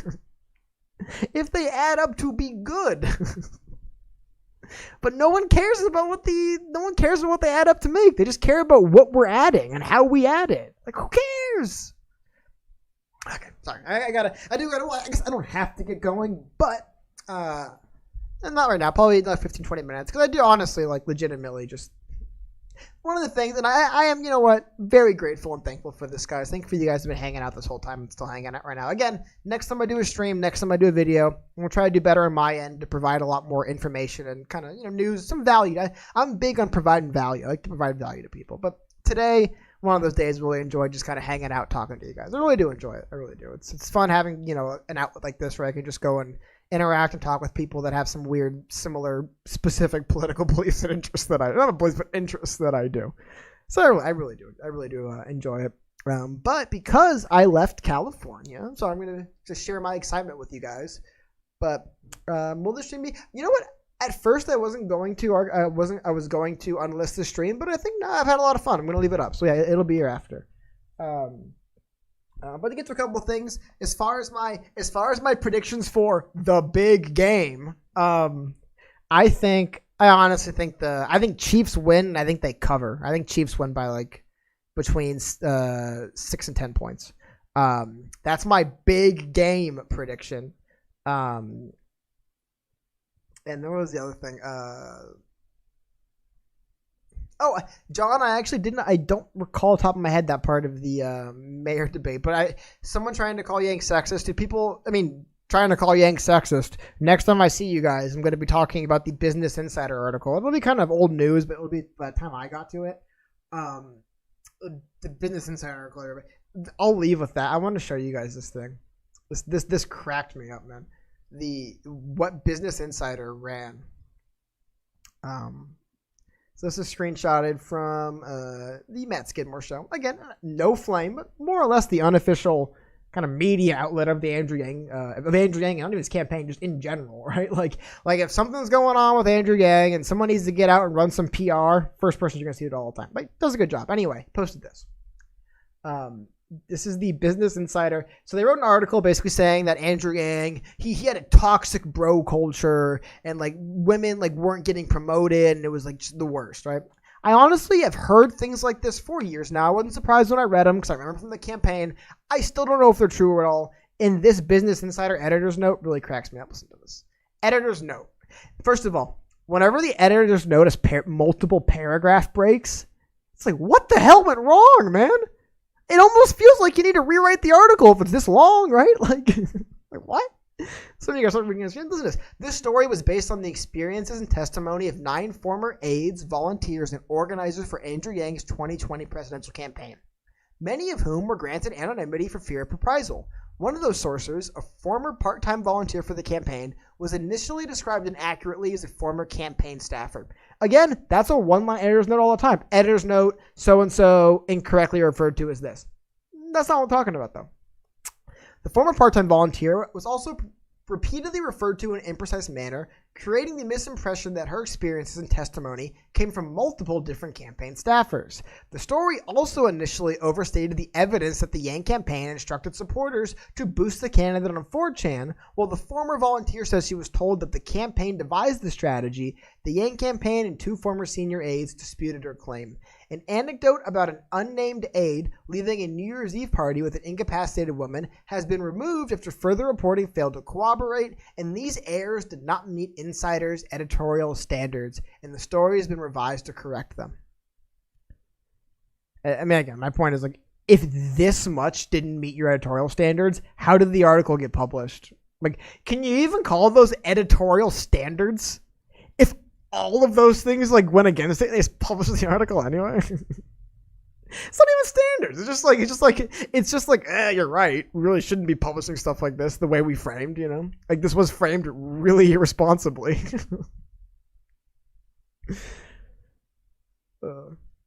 Follow-up question, man. Do you think Yang can come around and realize he's doing it, or do you think he knows and he's accepted it? Thanks again. I'm talking about just like the idea of like him being kind of like,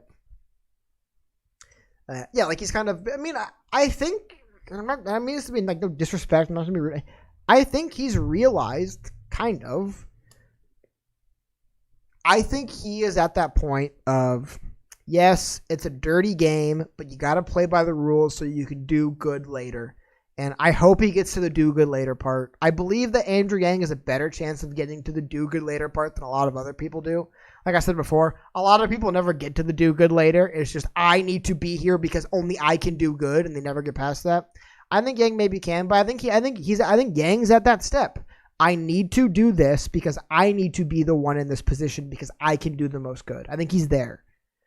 As long as he keeps moving and he actually kind of delivers on that, and he actually does live up to that, which I believe in Yang to deliver and live up to a lot more than other people, but he does. He has to deliver and live up to that. Because again, most people don't. They just keep telling themselves, I have to be the one who has this job. I have to be the one doing this. I have to be the one in this position.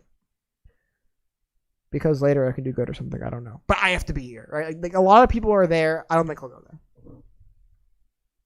And then also I'm going to do another video kind of going through, because again, while they did retract basically this entire Business Insider article, it seems like the idea that the kind of culture that Andrew Yang operates with, turning off and alienating certain people, that does seem to be real. He seems to handle it every single time though. And just kind of be like, because it isn't what he's doing. Like it isn't, you know what I mean? Like think of anything, the most loving, fair, open, cushiony, lovey thing ever will turn off certain people and alienate them. So I think that's the thing. I think it's unfortunate maybe that some people get turned off and alienated by Yang's style, but it does seem like as these issues come up and people poke at him and prod at him and look at him, it kind of keeps coming back to the same thing, that it's like, it's not like he isn't like evil, he isn't bad, he isn't mean, he isn't mistreating people. It's just his vibe doesn't work for everyone.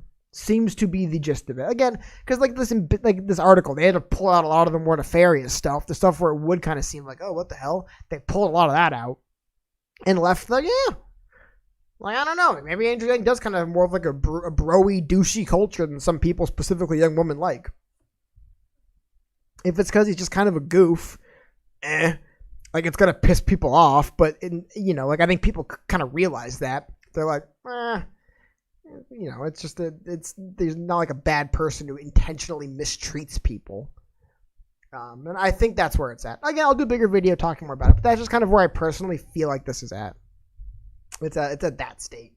It's at it's going to keep coming up. It's going to keep happening. People are going to keep complaining about it, but it's not like he's like a bad guy or an evil person who's mistreating people intentionally, or like allowing awful stuff to happen under his watch, as much as it's just that like not everyone loves the way he does things. I think that's, again, I'll maybe leave off on that last little tangent, but I do think that's, people are a little bit trigger happy with jumping the gun on, the way this person does things kind of rubs me the wrong way, and they're a bad person. I think we jump the gun on that too much, right? Because some of them might be like, you know what, man, world doesn't revolve around you, and while he rubs you or she rubs you the wrong way, not so much like a lot, like not so much enough other people where it does feel like it isn't like they're doing something intentionally wrong and just you guys don't mesh. I think we're too quick to jump to like, well, must be an asshole then. Must be a total shithead then. Because hey, I experience this all the time. It's funny, especially when any thoughts and news about Zach Grumman's treatment of the staff? The specifics of that, and I talked a little bit about the Business Insider article. I just talked about it. My larger point is that it does seem to be Andrew Yang kind of has this like bro-y or like aloof kind of like douchey culture that I don't think is bad or malicious or evil, and it does seem to bother some people. There's always like the Business Insider retracting half the article is one of the reasons why I don't really know how to go any further than that, because it does feel like there's people that say here's the thing, people like. And I don't know. Again, everything I say, all my ideas, you have to keep in mind, are coming from like one of the most, Cardinal I says, I'm like the most cynical person ever. But like, dude, everyone's got an angle. You know what I mean? Everyone's got an angle. Doesn't make you evil. We all got angles. It's I think it's one of the funny things is I understand everyone has angles and everyone has things. Maybe, and to some people, it's not like they're like, you're not scheming or deceptive, but maybe you have this outcome you kind of hope happens and you're just not telling everyone. You're like, I do kind of hope, I kind of hope it works out this way. You know what I mean? And it's not because people are bad people. People frame things in ways that make them sound better than they are. Is it because they're evil? No, it's because it's what we do. People tend to remember things like, oh, I was a lot better there than I thought, right? Like it's that tends to be it. So that's why when people are accused of something, but there's no real hard evidence and there isn't like a ton of people being like, no, I know there's no proof, but they're right. I can like, if it's just kind of like a back and forth bickering thing, I generally just assume both people on some level were in the wrong in some way. And it probably is an issue those two people are having and not indicative of them having bad character individually. You know what I mean? Does that make sense? I think too many people jump to they must have bad character as opposed to for whatever reason those two people couldn't see eye to eye and get things figured out. And I don't know. I just think that's part of what I see with what's going on with some of the Andrew Yang stuff. I feel like I am 1,000% sure there's been people they tried to bring in and hire to work for the campaign and things didn't work out. Is it because they're whoever they put in charge of that person was an idiot? Is it because they're like me? Is it because like literally like they just didn't communicate in a way where they can understand each other and get on the same page? Who knows? But I tend to err towards either both of them playing some games here, or they just literally don't mesh and could not see eye to eye. And that neither of them are in the wrong or the bad person here, but like they need to, like this is a them problem. Like, why am I being pulled into this? So according to Reddit, one of the women featured in the article says the journalist lied about her situation in the stories. Take the whole thing with a grain of salt. I believe that. I mean, like you'll notice Business Insider worded this in a kind of a really weaselly way. But let's listen to this. Also, you notice how the longest paragraph is the simplest and shortest correction. All it says is one of our sources, we misidentified her title, and we didn't clearly tell you we were talking about her. Now, they mentioned that speaking of this former part-time volunteer repeatedly in an imprecise manner created this misimpression that her experiences and testimony came from multiple different former campaign staffers. I agree. I firmly believe it was an intentional, imprecise manner this author operated in to intentionally create this misimpression of there being more people coming forward with these experiences so that their article seems like a bigger scoop than it really is. Again, that's the 1,000,000% cynical take on this. But dude, journalists, some of you guys might notice this. If you find out what my full name is, I'm not going to tell you, but if you find out my full name and you Google around for it, you will find articles written by me and my own local radio station. I did write articles. Trust me, dude. No one wants to write articles that are stupid and like. No one likes stating that comment of like, why'd you even write this article? Who cares? You want to write an article people care about and read and get attention and share. And if all you have to do that is just use an imprecise manner when you refer to one of these people, that's all you have to do. Why not do it, man? Why not roll the dice? Hey, all that's going to happen is your boss is going to say this article met none of our editorial standards and we're keeping it up anyway. That's all that's going to happen. But yeah, that's for like my again. I don't think Andrew is maybe.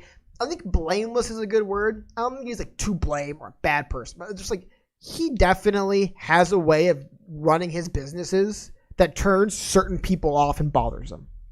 I don't think he has to change it. I don't think he's a bad person. Maybe he honestly just needs to be a little bit more careful about who they bring in. Don't bring in people you know aren't going to work and aren't going to like it. Let them go find jobs they're going to like in situations they're going to work. He actually, remember, he did that once. Somebody left, a woman got pregnant, went and left to have her child. While she was gone, things ran great. It probably was one of those same situations where just they didn't mesh well. And he was like, we kind of get on fine without you, which makes me think you probably should be somewhere else just for your own sake. So I'm going to pay you because I think it's unfair to just fire you. I'm going to pay you for a few years so you can go out there and find something better for yourself for your own sake. That was always the vibe I got from that one article about the woman who said Andrew Yang fired her because she got pregnant. It's like, I think he realizes that. Like, man, look, not everyone loves the way he do things. And some people probably think he's thinking serious enough. And he recognized that and said, hey, we don't need you in here. I have people that work with me that work better with me. It's one of the things, and this is where, you know what, right before we end, I'm going to step in it and walk into a can of worms. But I do, it's one of the things that is weird to me a little bit. Who should be the mayor of New York? Dude, New York shouldn't have a mayor. I think New York City shouldn't exist. Because New York City does exist and they do have a mayor. I think Andrew Yang, he's the...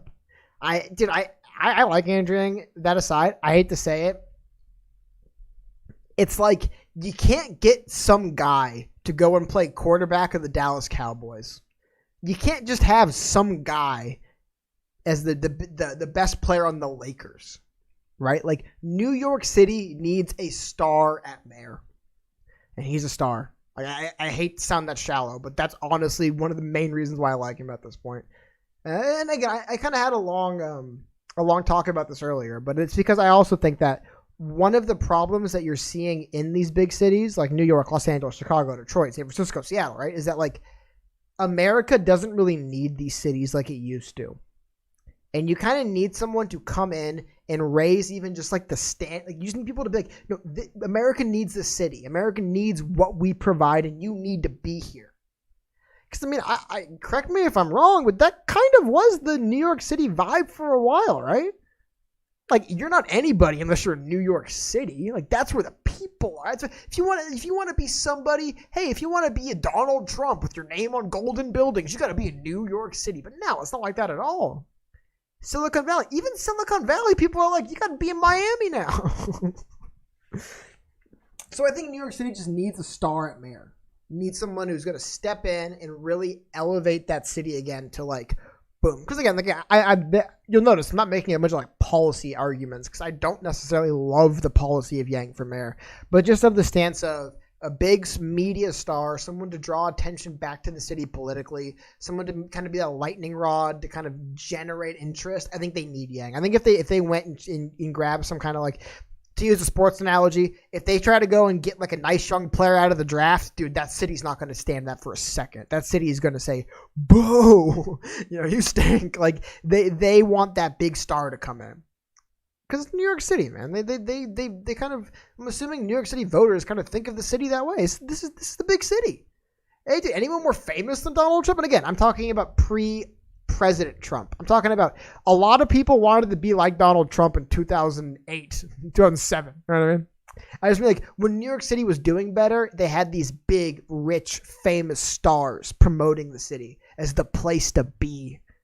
Again, to use a sports analogy, dude, people still say that Madison Square Garden, which is where the New York Knicks play basketball in New York City, people still say, oh, the Garden's the mecca of basketball, or oh, whenever players get a chance to play at Madison Square. It's like, dude, for about 15 years, that has been total just wishful thinking. Like, basketball players do like playing at Madison Square Garden, mostly because the media keeps telling them it's the most important. Oh my God, you're so lucky. This is the greatest privilege. You're playing in front of the stars in New York. But by the way, the stars aren't going to Knicks games anymore. They're going to Nets games. And if you want to talk about stars, it's been the Lakers for like 20 years. And I think that's a great kind of analogy for New York City, right? Like, what is New York City? Is Broadway even like Broadway anymore? As far as I know, they do these big plays all over the country now. Like maybe for like, like the real kind of like nitty gritty stage scene, it's important on Broadway. But for like the largely theater consuming audiences of the country, I wouldn't be surprised if Broadway isn't like some super big necessity where all the stars have to be anymore. There's probably some people who do great in stage in Los Angeles. There's probably people who do stage in Chicago. Like it's just all that stuff, the big city, the bright light, that is what. It's kind of funny and shallow, but it's like that's what kind of pumps these cities along, right? Just being for example, Minnesota and Minneapolis, those are cities with sports franchises, big cities, but like they're not glamorous. I mean, look, the cities in Texas, even like Austin, Dallas, even they're not like glamorous. They're not New York, even like Chicago or Los Angeles. Like those are where you think of like especially you talk about Los Angeles and New York, right? It's where the stars are. It's where the famous people are. I'm using a lot of sports analogies because I think when you're talking about cities, I mean like sports franchises really are kind of analogies for their cities. I mean, for example, to kind of like just like stress this home, something that actually happens kind of frequently in sports. For example, the Los Angeles Dodgers and the Los Angeles Lakers just won titles. It's because the city of Los Angeles is spending a lot of money. They're building up their teams. Everyone, they want eyes, attention, right? It's like you look, Tampa Bay, Florida is in the big game on Sunday, and Tampa Bay, Florida was in the World Series. That coincidence? Oh yeah, and Tampa Bay was in the Stanley Cup. Is that a coincidence? Or is it because these energy kind of infects these areas? People, when I talk about someone owning a sports franchise. I'm talking about business owners, right? So in cities like in the Tampa Bay area, the business owners, the sports franchises are looking around to what the other business owners are doing, and they're saying, I need to expand. I need to be bigger. I need to be better. I need to get more people in here. I need to do this. I need to do that.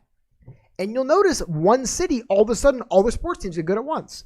And it's a small analogy is like sometimes you have cities where, yeah, it's like nobody is looking at the guy across town and saying, I want a bigger, better building than him. You know, I want this. I want to make the city better. No one's saying that. Any of these big cities.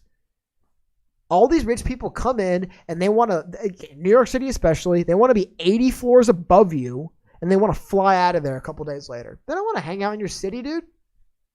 There still seems to be that small contingent of like New York City celebs, like the Spike Lees, I guess. I'm trying to think like who else is like really New York City. Because even like Jay-Z, wasn't he like a big New York City guy at one point? I don't think he was a New York City guy at all anymore. Him and Beyonce are LA, as far as I'm concerned.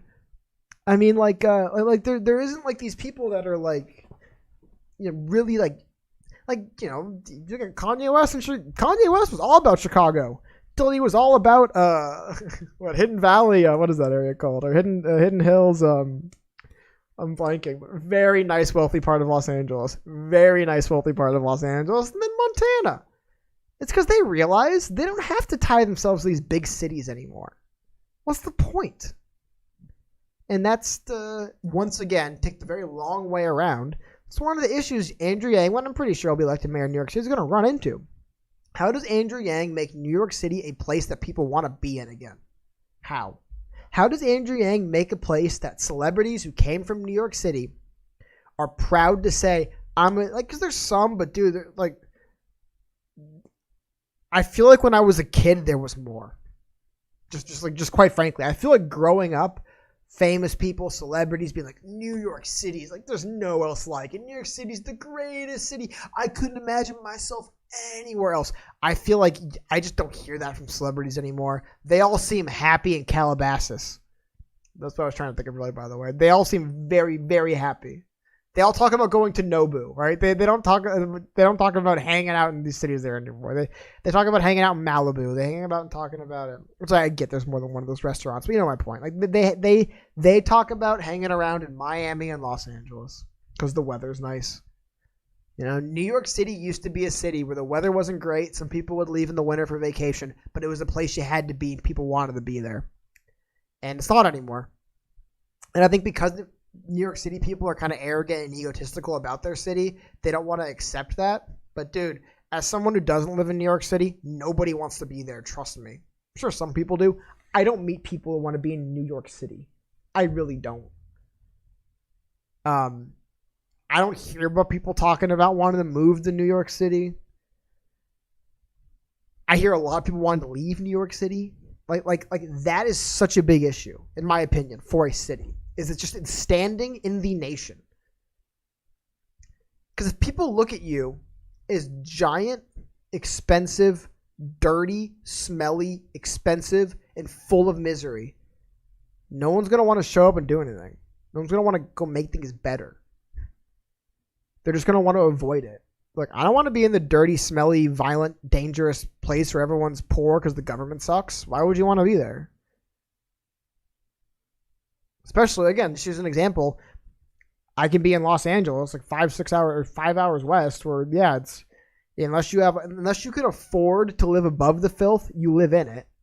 And then I come over here. I'm not saying that, you know, Las Vegas, Southern Nevada is like the nicest place in America, but it's just like, yeah, it doesn't feel like you have to be able to afford to live above the filth. It just feels like a city people kind of care about making livable. Again, I'm in Henderson, but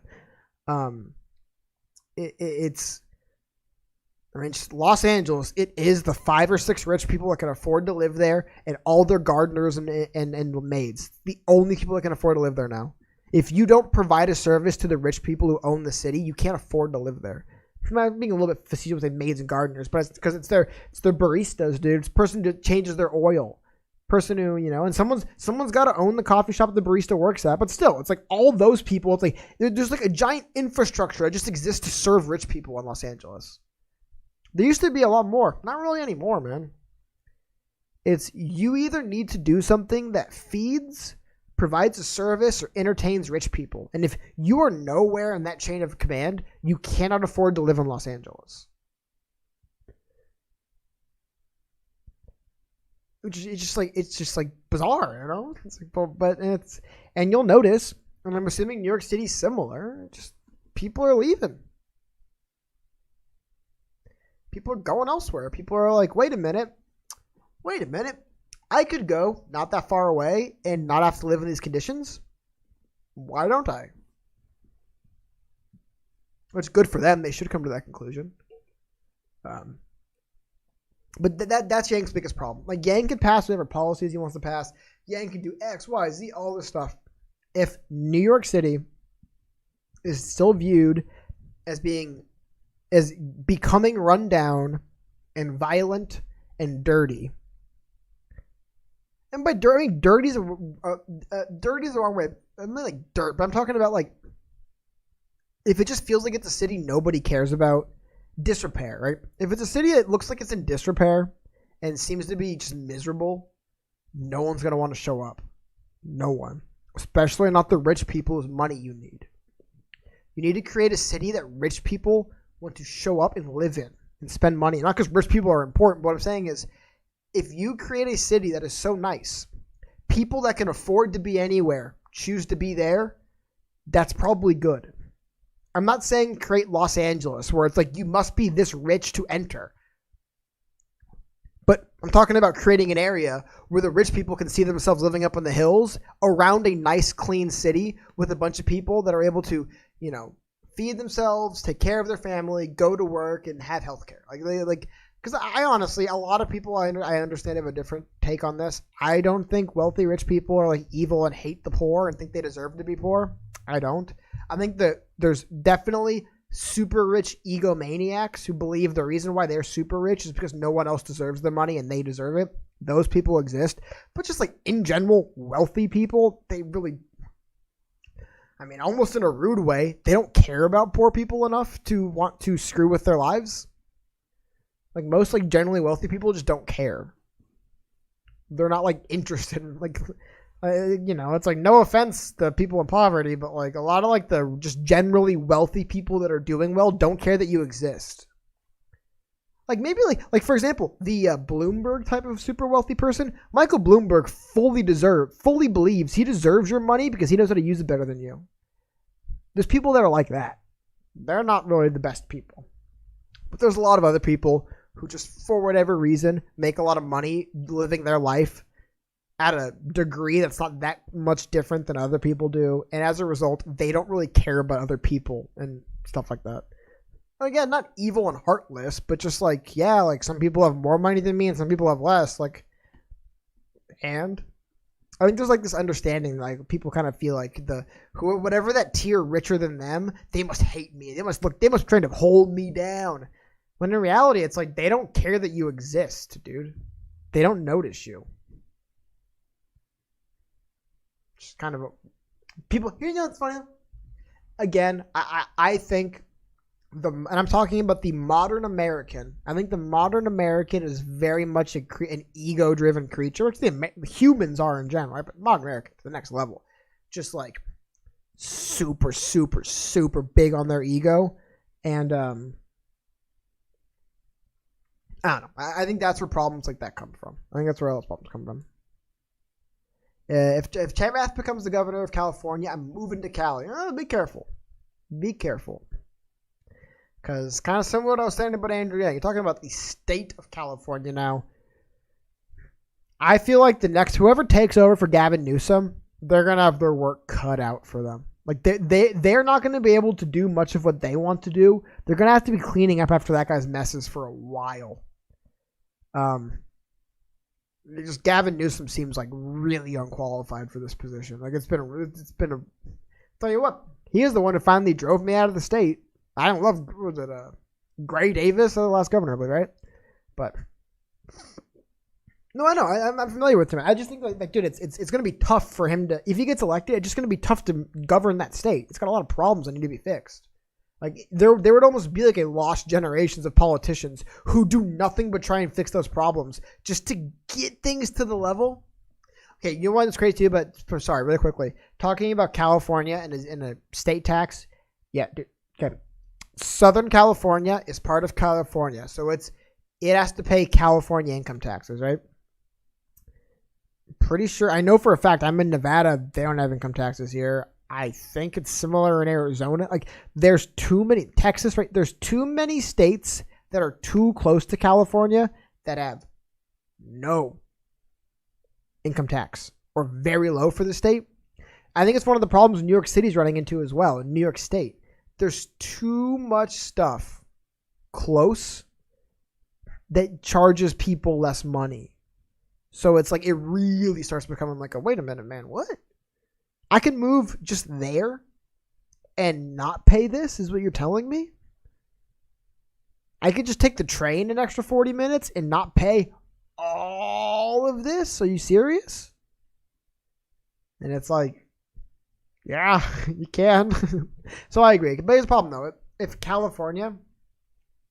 Here's the thing. You could say you'd rather be dead in California than alive in Arizona, but it's like, I mean, you say that. But I don't know. I don't know what part of California you live in, but I don't know, man. California's just got too many... It's too rudderless. It's too directionless. It's too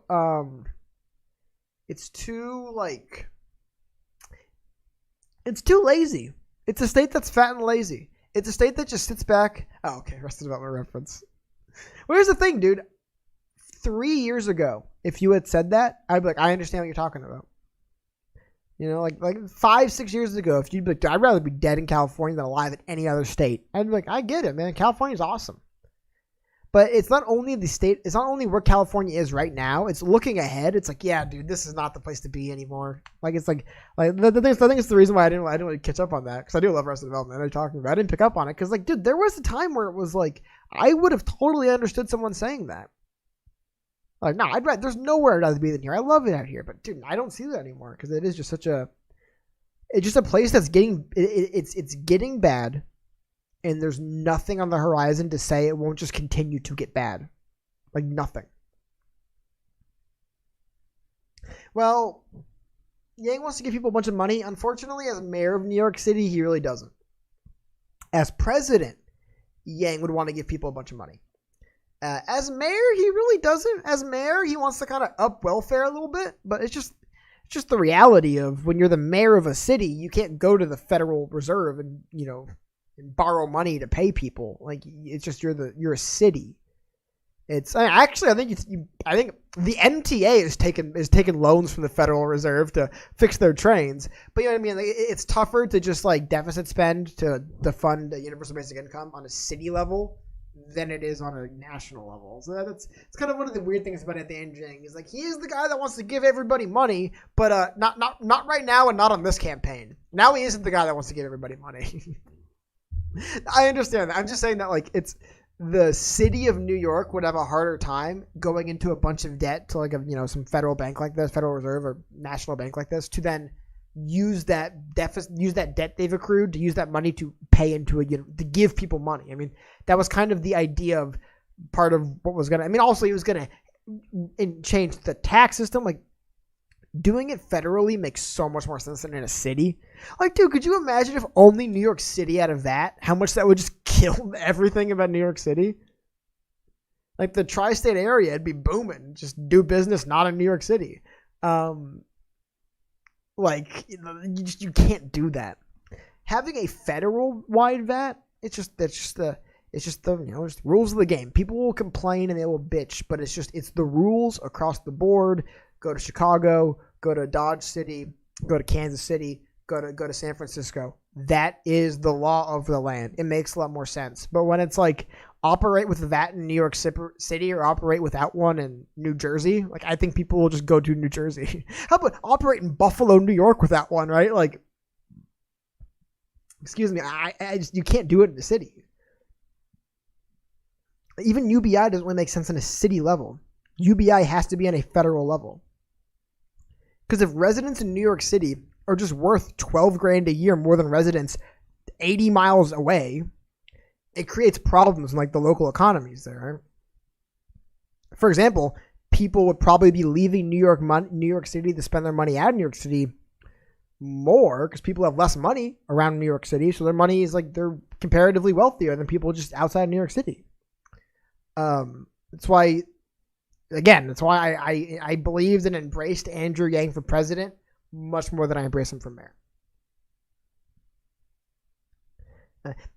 Here's the thing. Socialism, hardcore collectivism only works once man learns to transcend its ego and its other petty human flaws. Once man becomes greater than, or humans become greater than humans, right? Once humans evolve to that next step, once we're above these petty fears and insecurities and self-interest, until then, these big collective systems just won't work because the frailty and the weakness of man just pollutes it immediately. That's just the reality of like hardcore collectivism. Hardcore collectivism only works if people aren't flawed. If people are flawed, then the collective is flawed. like a collective of everyone is just it's you know. And honestly, in some situations, what you see happen in these really specifically collective systems people have had throughout history is it tends to really highlight and exasperate the bad of, you know, like whatever particular, you know, frailty of humanity, whatever a region is prone to, it gets exasperated when you collectivize. You know, like if there's some, you know, sin, for lack of a better word, that is like prevalent in an area, if everyone comes together and becomes a hardcore, very tight knit community where we all like are one party, one unit, it just turns it up to 11.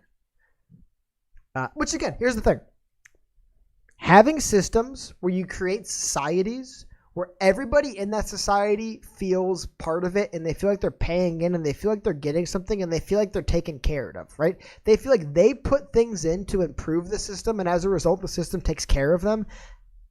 That style of like that collective line of thinking isn't bad. I agree. We should work towards people feeling that they're participating in the larger system. And by participating into it, by adding to it, by, you know, according to their skills or whatever, doing what they can do to make things better, that system pays back out to them. That can be done outside of communism and socialism and other collective things is the problem. So it's like I'll hear people talk and I'm like, yeah, I agree, dude. Like we probably can create systems with like societies and cultures and political systems, economic systems where we take care of people better. And we do a better job curbing the crazy egotistical liars that want to take advantage of everyone, right? If we curb their power a little bit better and take care of people at the bottom a little better, I'm with you, man. But then they're like, no, it has to be a very specific system. It's like, why?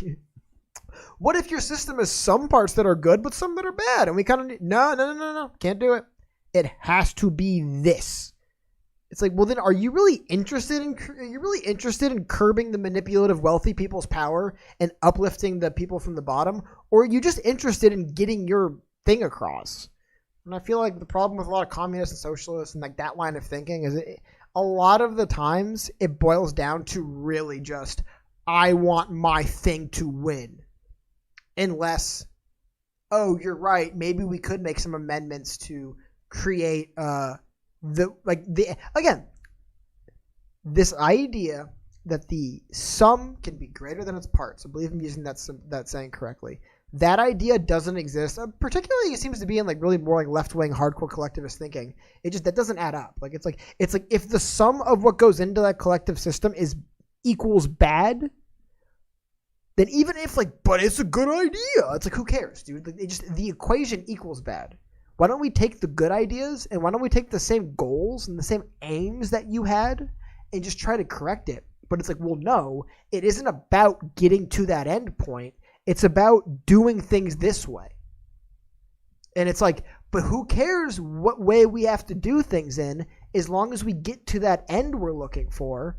And then it's like, no. Like if you take shortcuts to get there, it doesn't count.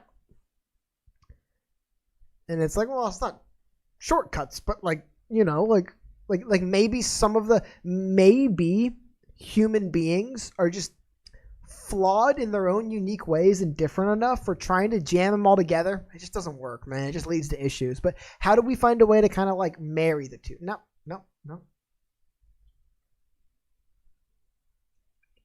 Dude, everything is built, not everything, but almost everything is built by slaves. Here's the problem, dude. Modern Americans, modern Westerners, and it's part of it, I would say especially, you know one thing I think is funny?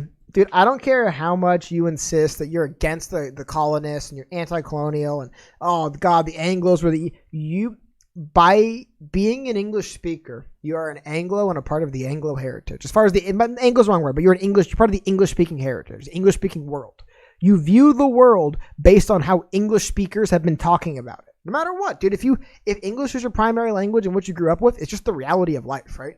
Like I always joke, dude, do you know why a lot of people in America and a lot of English speakers hate Napoleon? It's because he was French and went to war. Napoleon instituted something called the Continental System, and that pissed the British off.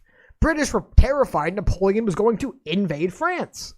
The British financed 6 coalitions to defeat Napoleon. I'm not saying Napoleon's a good guy, but what I'm saying is when that is your heritage, your language heritage, again, your family literally could start in America. Like nobody in my relatives stepped foot in America before the year 1900.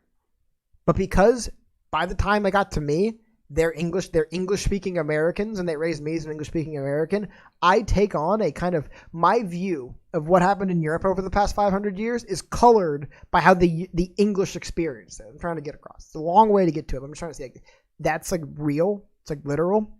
As a result, when people of this English-speaking heritage hear slave, we think predominantly Central and Southern Africans in chains, right? We think of like the evil Southerner, chewing on straw, whipping. Like we have these really dark, specific thoughts, right? However, dude, a lot of people in America are basically slaves, man. Like they're not literally slaves. They're not the worst kind of slavery.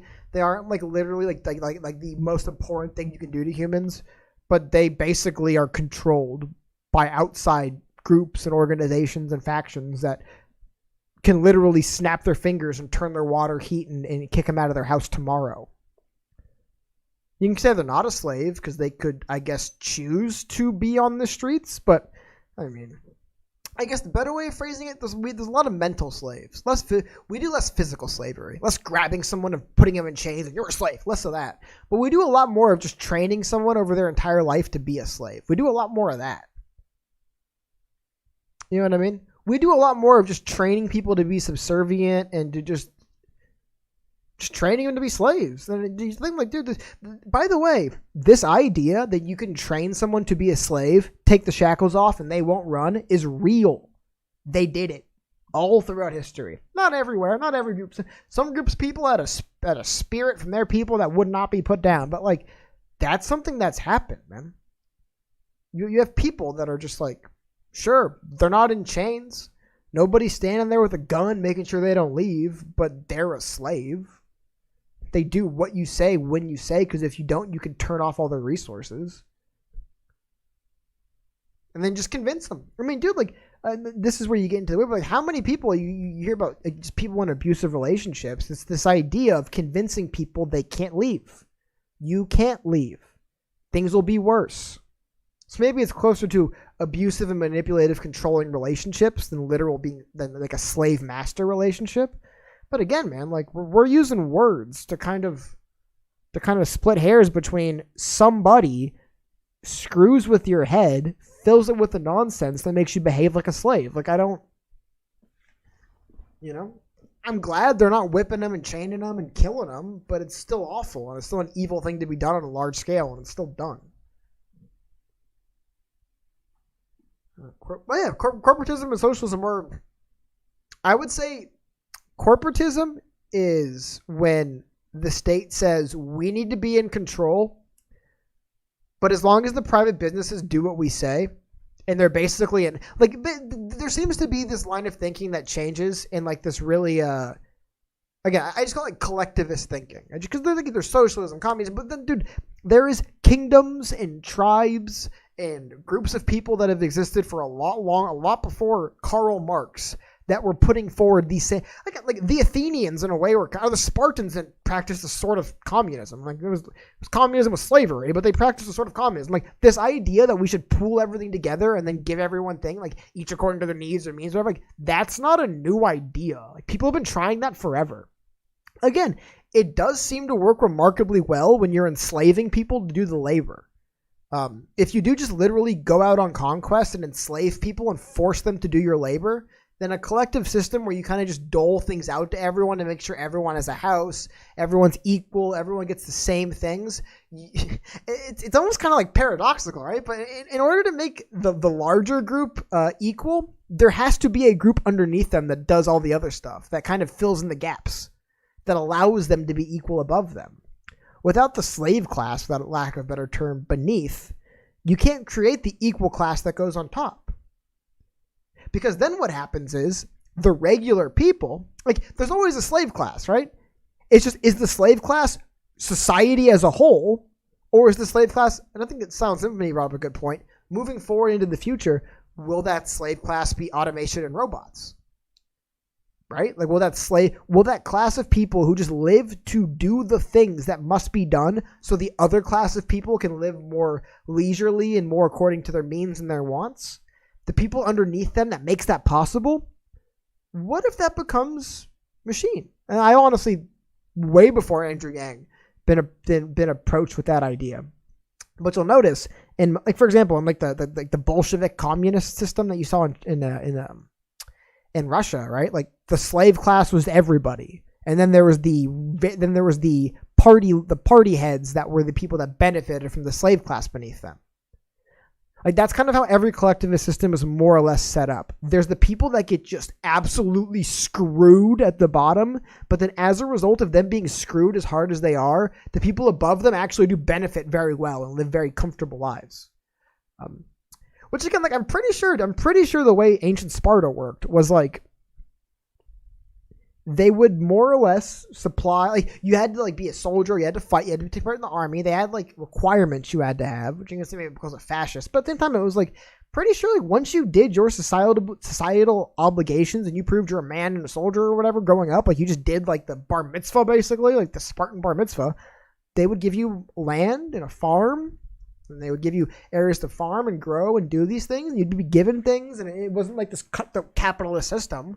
You know, it was very much, hey, you know, you're a Spartan. We provide for you. Now, you didn't work the fields. Your slaves they gave you did. And stuff like that, right? That's how the nuts and bolts worked. You know? It's like, well, hold a minute. How can everyone be farmer warriors that get to kind of like train all the time and make themselves into better warriors and farmers if people have to like do work? It's like, well, yeah, you see, there's people that are like slaves that do the work. And as a result of them being slaves, you can have this class of people that are warriors and they train all the time and they're professional warriors and they have their own land, their own farms. They're given by, as far as I understand, more or less what the Spartan culture was like. And it is interesting. It is like, I don't want to get too specific to that, but I'm just like this idea that like over time people have realized, hold on a minute. As long as we exploit the hell out of our slaves, we can make life really good for like everyone who isn't a slave. That isn't a radical new line of thinking. And I think in a lot of ways, that's kind of what a lot of these, you know, modern collectivist systems kind of are.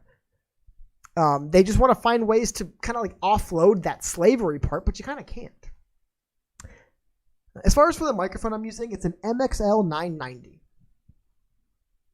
Like, honestly, as far as, like, microphones for this kind of stuff, I got this one on sale on eBay for, like, $40. I don't know. I feel like as far as microphones go, if you're spending over $100 on a microphone, you might as well just get one of the Electro Voices. The big gray or black ones. The ones we have at the studio. Back what you see us using the studio. Like, Fraser Crane uses that microphone on Fraser.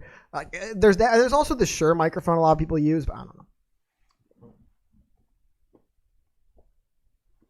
Yes, okay, we're gonna actually start for real, winding down a little bit right now, because I'm actually, now that I'm out of California, after this, guys, I'm gonna have some water, and I'm gonna go drive down to a local area, I'm going to sit at the bar. I'm going to watch a sporting game. Lakers are playing around other people.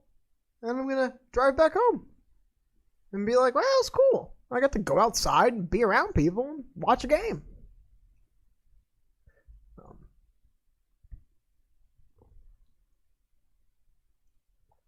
Yeah, yes, USB mics for a different story. I'm just talking about as far as like XLR, like regular, like this is a condenser. What was what I'm looking for? Like it requires phantom power. Like as far as microphones like that go, if you're gonna go through a whole mixer, which by the way, there's headaches of it. Like for example, I either need to get a new mixer or I need to get like something that I get feedback coming from my mixer or whatever. Anyways, if you want to skip all that, yeah, just get a USB mic. But if you want to buy like a microphone with XLR cable and you're gonna spend a little bit more, honestly, everyone use those Electro voices. They sound great. They last forever. That like it just if you're gonna go above a certain limit, I just kind of recommend them because it's like those are like the good ones. Like you might as well just buy that. No, okay. Sports ball. If you want to actually know why sports are important, here's the thing, man. Here's the thing. I talked to Carden about this a lot as well because Carden hates sports. Carden's like sports are similar things. Sports are stupid, dude. And it's like, dude, it isn't. Oh man, the ball goes in the hoop. It isn't. Oh man, I'm part of a team. Like, and this is my little 2 cents. But the reason why I think sports are so important, not important, wrong word, but so, like, dude, people love us watching sports ball, but you'll also notice people love watching it, and it's because it kind of, what's what I'm looking for? It recreates a lot of the conflict and a lot of the situations and moments human beings had grown accustomed to that we no longer really have anymore. I mean, dude, the United States of America hasn't fought a war in its soil in how many 100 years? Unprecedented almost. Unprecedented almost. I mean, like, we don't fight small wars. There's no border skirmishes. There's no frontier battles. What's the point? Like, this idea of multiple people coming together to work together and to kind of like sacrifice and to put it all on the line and those are things you just don't get to see. So like in sports, we get to see them. We get to see the people that actually rise above the other people. I mean, think about it, dude. LeBron James is exceptional and superior as a basketball player compared to pro basketball players, right? You take people that have dedicated their entire life to do something and there's somebody who's just better than them at it. And it's like the stuff like that. Sports allows us to experience it. Dude, okay. The LeBron James story, man. I mean, like, LeBron James, ever since he was like 13, 14, 15, was literally called the chosen one. The chosen one. The 14-year-old kid, you're the chosen one. He had his own bubble gum when he was like 14 years old. I mean, basketball players, how many basketball players have bubble gum deals, right? So, LeBron James then skips college, goes right to the pro league. Everyone says, dude, boring or not, this is the life story of a man. It's a great man's great life story. What I'm trying to explain is that. So LeBron now, young man, finally gets drafted to the NBA. Gets drafted by his hometown team. Bunch of pressure on this guy. And he, by all accounts, he just plays his ass off. Plays way better than anyone thought. And he lives up to it, man. A lot of people wouldn't live up to that pressure. He does. Then, as a young man, he finds out he can't get to where he wants to get in Cleveland. He's banging his head against the wall. And he makes a kind of, what's the word I'm looking for? He goes about it in an immature way. He leaves his hometown team of Cleveland. He leaves it. He leaves where he's from. He leaves all the people that put their hope in him. You know, like he was like the great hope of Cleveland, the hometown kid. He never won a championship when he went to Miami. He had a TV show where he was like, screw you guys, I'm going to Miami. He goes to Miami. He becomes the villain, the bad guy. Everyone boos him. Then after a few years of that, and by the way, as a basketball fan in real time, up to this point where LeBron James leaves Cleveland, goes to Miami, he's on a super team in Miami, he plays in Miami, and I did not like that. I didn't like him. I never liked LeBron James. Then, out of nowhere, he shocks the world and he says, I'm coming back to Cleveland. I'm coming back to my hometown, Akron, but close. I'm coming back to where I was born and raised. I'm coming back to bring it. I'm coming back to do that thing I could not do before. Right? He's stepping up to it. He could have easily just went to the Lakers then. He could have never took on that challenge of going back to Cleveland and winning a ring for the people of Cleveland. But because I don't know, I think he was guilty. He kind of felt like, look, I don't like the people that own the team, but like the people of Cleveland deserve better than to have me just abandon them and never come back. So he comes back, plays best basketball of his life, more or less, and he plays. It ends up working out where the first year he comes to Cleveland, he goes all the way to the finals. All of his team gets hurt and he loses. Like literally, like half of his team was injured. Like no one really blamed him for that. He played great. The next year, it just happens to work out. The 1 year his team is really together and healthy, they're playing against the best team in the history of the NBA. Greatest team in NBA history.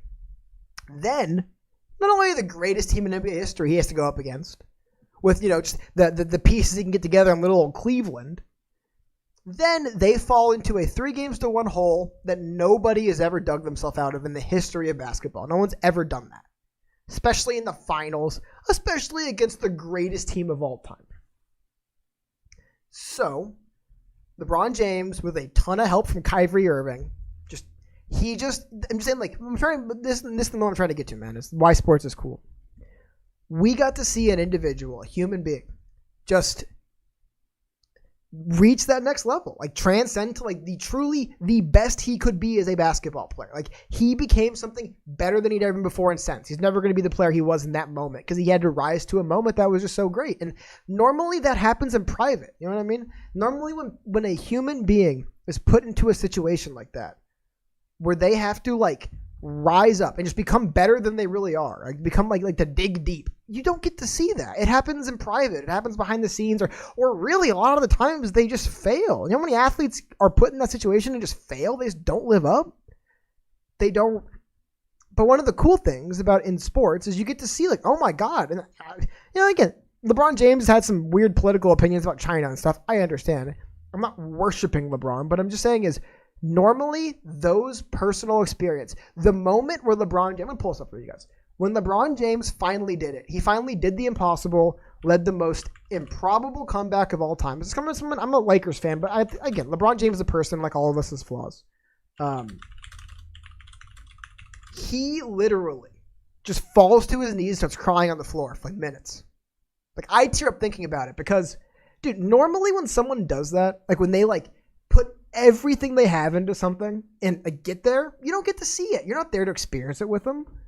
You weren't there when they're an 18-year-old kid getting bounced around by adults by big people bigger than you at your job. You're not there in 2007 when they finally think they're going to make it, but they're a little bit too young, a little bit too arrogant, and they get smacked down and they realize they're nowhere close to you don't get to experience that with people. They just go through their lives. But with sports, you get to be there with them every step of the way, and it's why I think people do love sports and watch them. It's not like some weird, like, oh, my team wins, I win because of ego thing. It's more like, maybe for some people, but what really makes people love sports, it comes back to it, is a lot of the challenging, the tribulations, the trials, the hard things, the moments where you're defeated, you lose, you look foolish. That happens to most people behind the scenes, or maybe a few people see it. It doesn't happen on national television in front of millions of people. But in sports, it does, and we get to see it, and it's like, wow. And you don't forget. You just don't forget this stuff. I mean, like, I remember when Kobe died, people like LeBron would be like that, kind of similar too. But I mean, not LeBron, Carden, talking about that. And it's like, dude, do you realize how many people were upset when Kobe died? Is it because these people are just tied up in sports? Or is it because they looked at Kobe Bryant and they kind of felt like they saw this young man go through the hard parts of life that maybe they went through, but they didn't have to do it on TV. And then once they get there, they like you just the ups and the downs, the highs and the lows, the actual real life, the things that people lie about and pretend aren't real and say never happened and insist don't happen to them in public, we see athletes experience in public. And I think that's why sports is like, it's more popular than just dudes throwing balls. Is because those storylines, like, dude, you'll notice bad teams with no interesting players and no storylines, no one cares about, no one watches, no one talks about. Like, there is sports teams in every league that are just guys throwing balls and no one cares. But then there's those stories that really are just amazing and stuff you don't. Did LeBron support Flat Earth or Kyrie Irving? I'm pretty sure Kyrie Irving is the Flat Earther. But it just, you don't get to see that, man. And sports lets us see it. Sports lets these moments get, like, LeBron James trying to win that championship in Golden State for the people of Cleveland was a decade in the making. Like a decade in the making for that. And it's just, sports lets you do that. Sports lets these really, also in a sports movie, Like if we're watching a fictional movie about LeBron James 2016, once his team falls down to 3-1, in a movie you kind of know they're just making it dramatic for when they come back at the end. But in real life, you don't. I think that's one of the reasons why sports are cool. Sorry, that was a really long rant, but I'm a huge sports fan. I'm not saying that the NBA, NFL, MLB as businesses are ran well and everything is great. I understand there's big godless advertising machines, but the sport, like the heart of what's underneath it, it does keep people coming back because I just started. I just started watching. I live in Cleveland. It was downtown for the win. One of the best nights of my life. Exactly. It's because I'm sure as someone from Cleveland, you understood when LeBron James won that title in 2016, what it meant.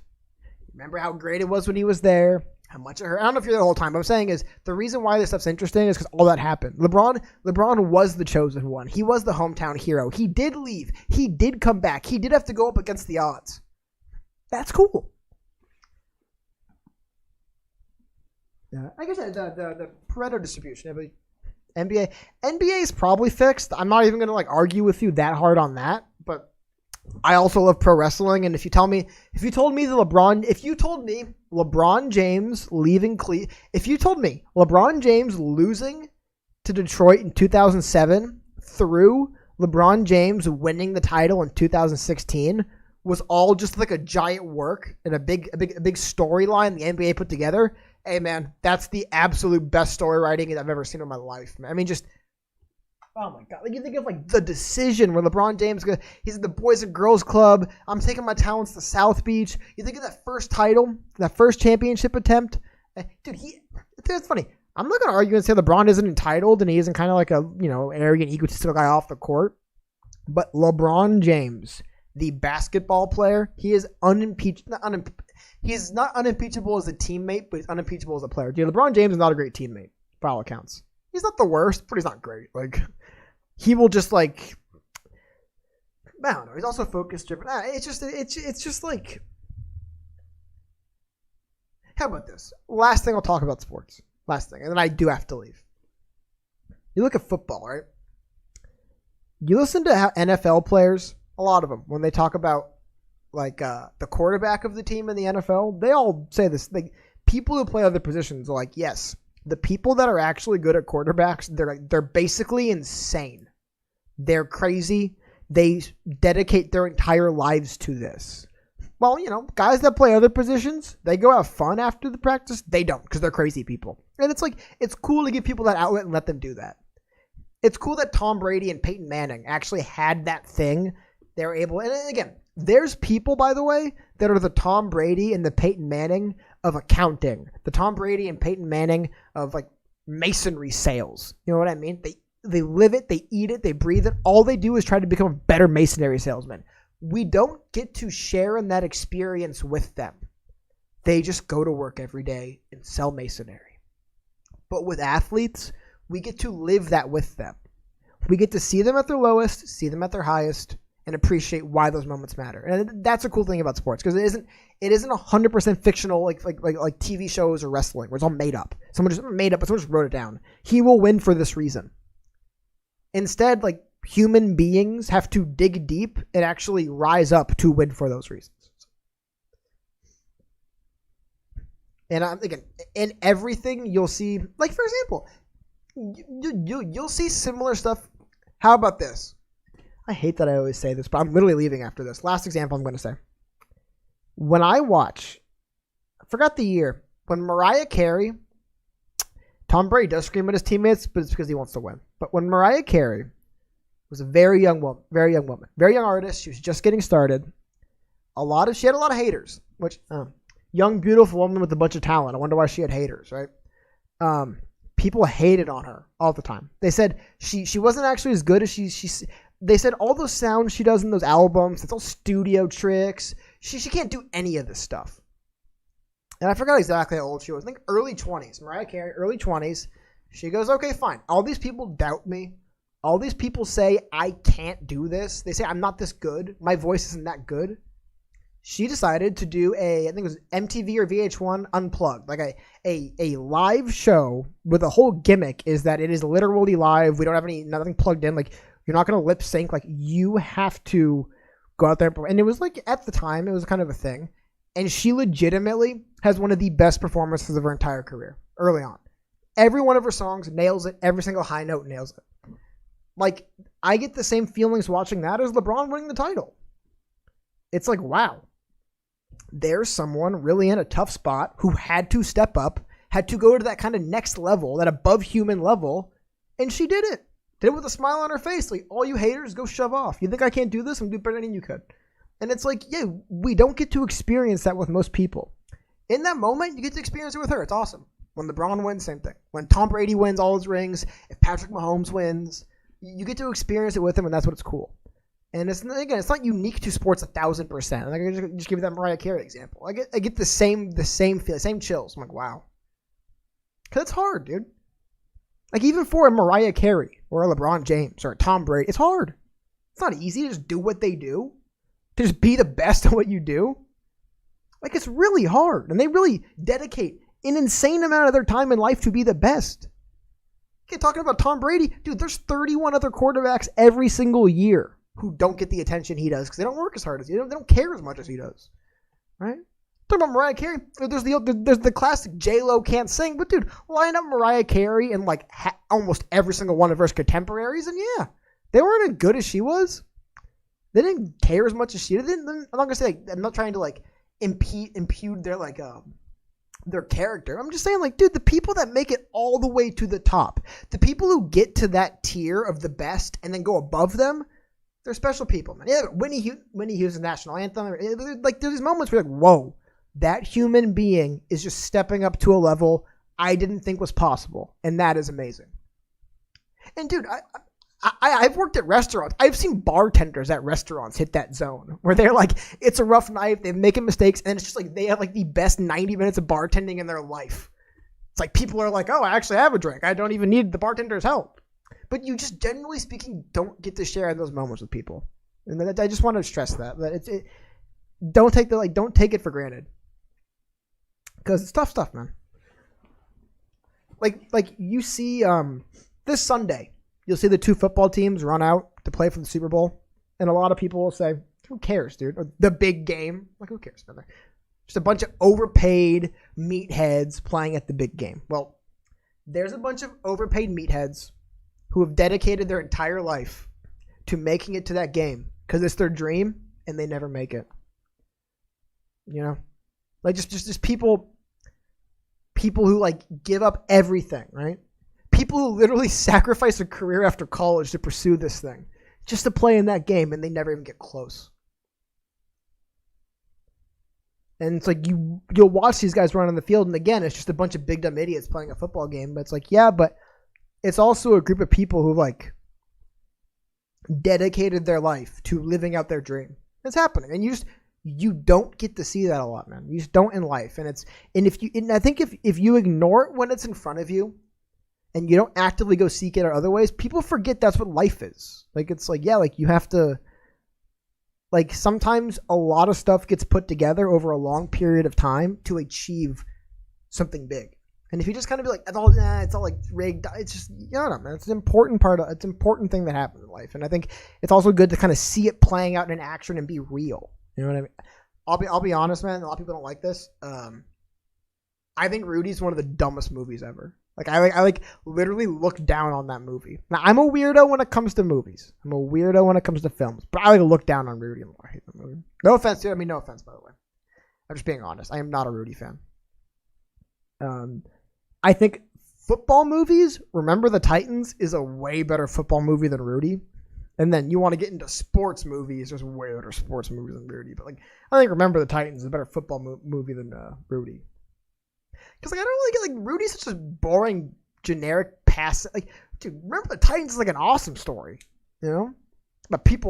Again, it's why I like sports, though. But, you know, it's a story about a bunch of men coming together and putting their differences aside so they can go out there and try to, you know, put it all on the line and become greater together than they could be alone. And I am such a sucker for stuff like that. And that's like all the movie about. So I watch it, I'm like, yeah. Oh, see, are you talking about hey, a bunch of guys talking about sports while their country burns? It sickens me. Yeah, well, maybe that's why the sports are on. Oh, there is Keanu Reeves the replacements.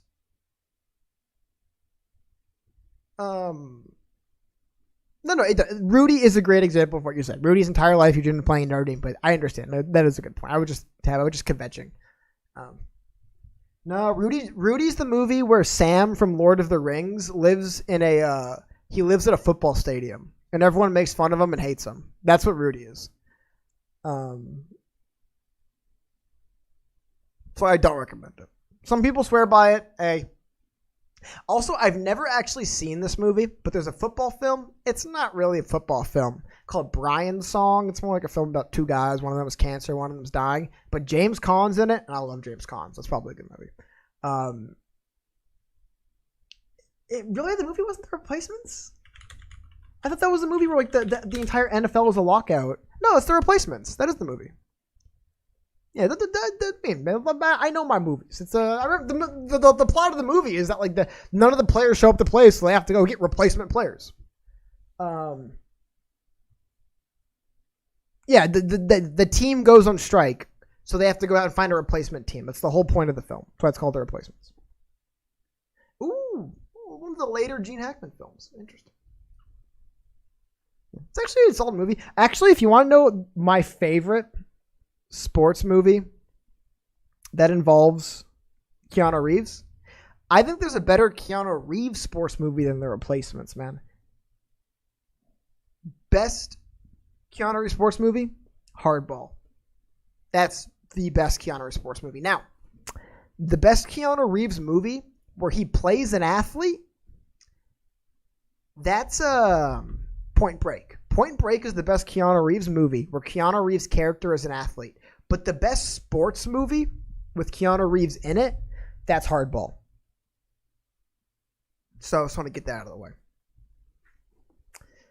What happened? I moved to Nevada. I'm planning to move for a while. Cardin's in LA. We're still going to do some shows remotely with each other.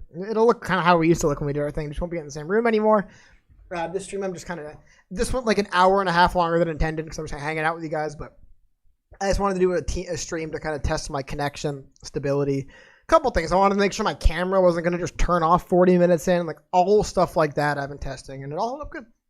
So you guys are gonna unfortunately have to deal with more of me complaining at my camera. It's gonna happen a whole lot more now because I can do it can do it without leaving my house. But that's it. So I'm gonna wrap up there. That's it, guys. I definitely have to go. I do have to watch the Lakers match. I do have to get to the Lakers match. No, I'm far from a professional poker player. I'm actually bad at poker. I'm bad at card games, to be honest. Hey, for anyone who knows anything about card games, I'm the kind of card player who likes to play face-up pie gal. It's the kind of card player I am. Yeah, see, Hardball's a great movie, man. Hardball's a great movie. Honestly, I forgot Lakers were playing. Was it the Suns? I almost want to say they're playing the Suns, which would be really cool. No, Denver. Ooh. Oh, the game starts at 7, not 7:30, so I knew they're going to leave in a minute here. Yeah, they're playing Denver. Team that beat them in the not beat them. The team the Lakers beat in the Western Conference Finals last year. So it's a good get some rigid rock. Oh, thank you, man. Yeah, definitely. There's like lighting needs to be addressed. Audio treatment I have to do on the walls. I need to decorate more. It's not done, but I'm getting there. But yeah, dude, Lakers over Nuggets. I think Lakers will kill the Nuggets. Just because they've had a couple, they lost 2 games in a row. Then they came back and they won a game against Boston. I don't know if they played a game since the Boston game. But they're not going to want to lose to a Western Conference playoff team.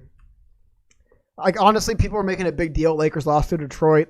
Dude, losing not meaningless, but losing a random game to a team that's going nowhere in the other conference, it's not great, but who cares? Losing a game to a team you might be playing again in the conference finals, you don't want to lose those games. So I think Lakers will lock in. Same way, Lakers losing to Detroit, whatever. Losing to Philly, you don't love it. Losing to Boston, not going to happen. Lakers locked in and beat Boston. I think you're going to see it again. You know, another team near the top of the West, I think the Denver Nuggets having a little bit worse of a year, but still, like, you think LeBron's going to attempt a game-tying 3, or are they going to foul on the other end and make some free throws? I think Lakers walk away from this comfortably. We'll tell you what. Let's check out the line. What's the line? -5.5. -5. -5. Look at all these Nuggets are going to win. -5 Lakers, dude. Jokic on? I don't know. Oh, no. Jokic probably will have a pretty good game, actually. Because I'm looking. And who the hell guards him on the Lakers now? I think all their big men are gone. I don't know who guards him on the Lakers. I haven't watched. It's one of the reasons why I'm going to watch the game today. I actually haven't watched a ton of games this season, but yeah, who the hell guards Jokic? They don't have Dwight Howard anymore.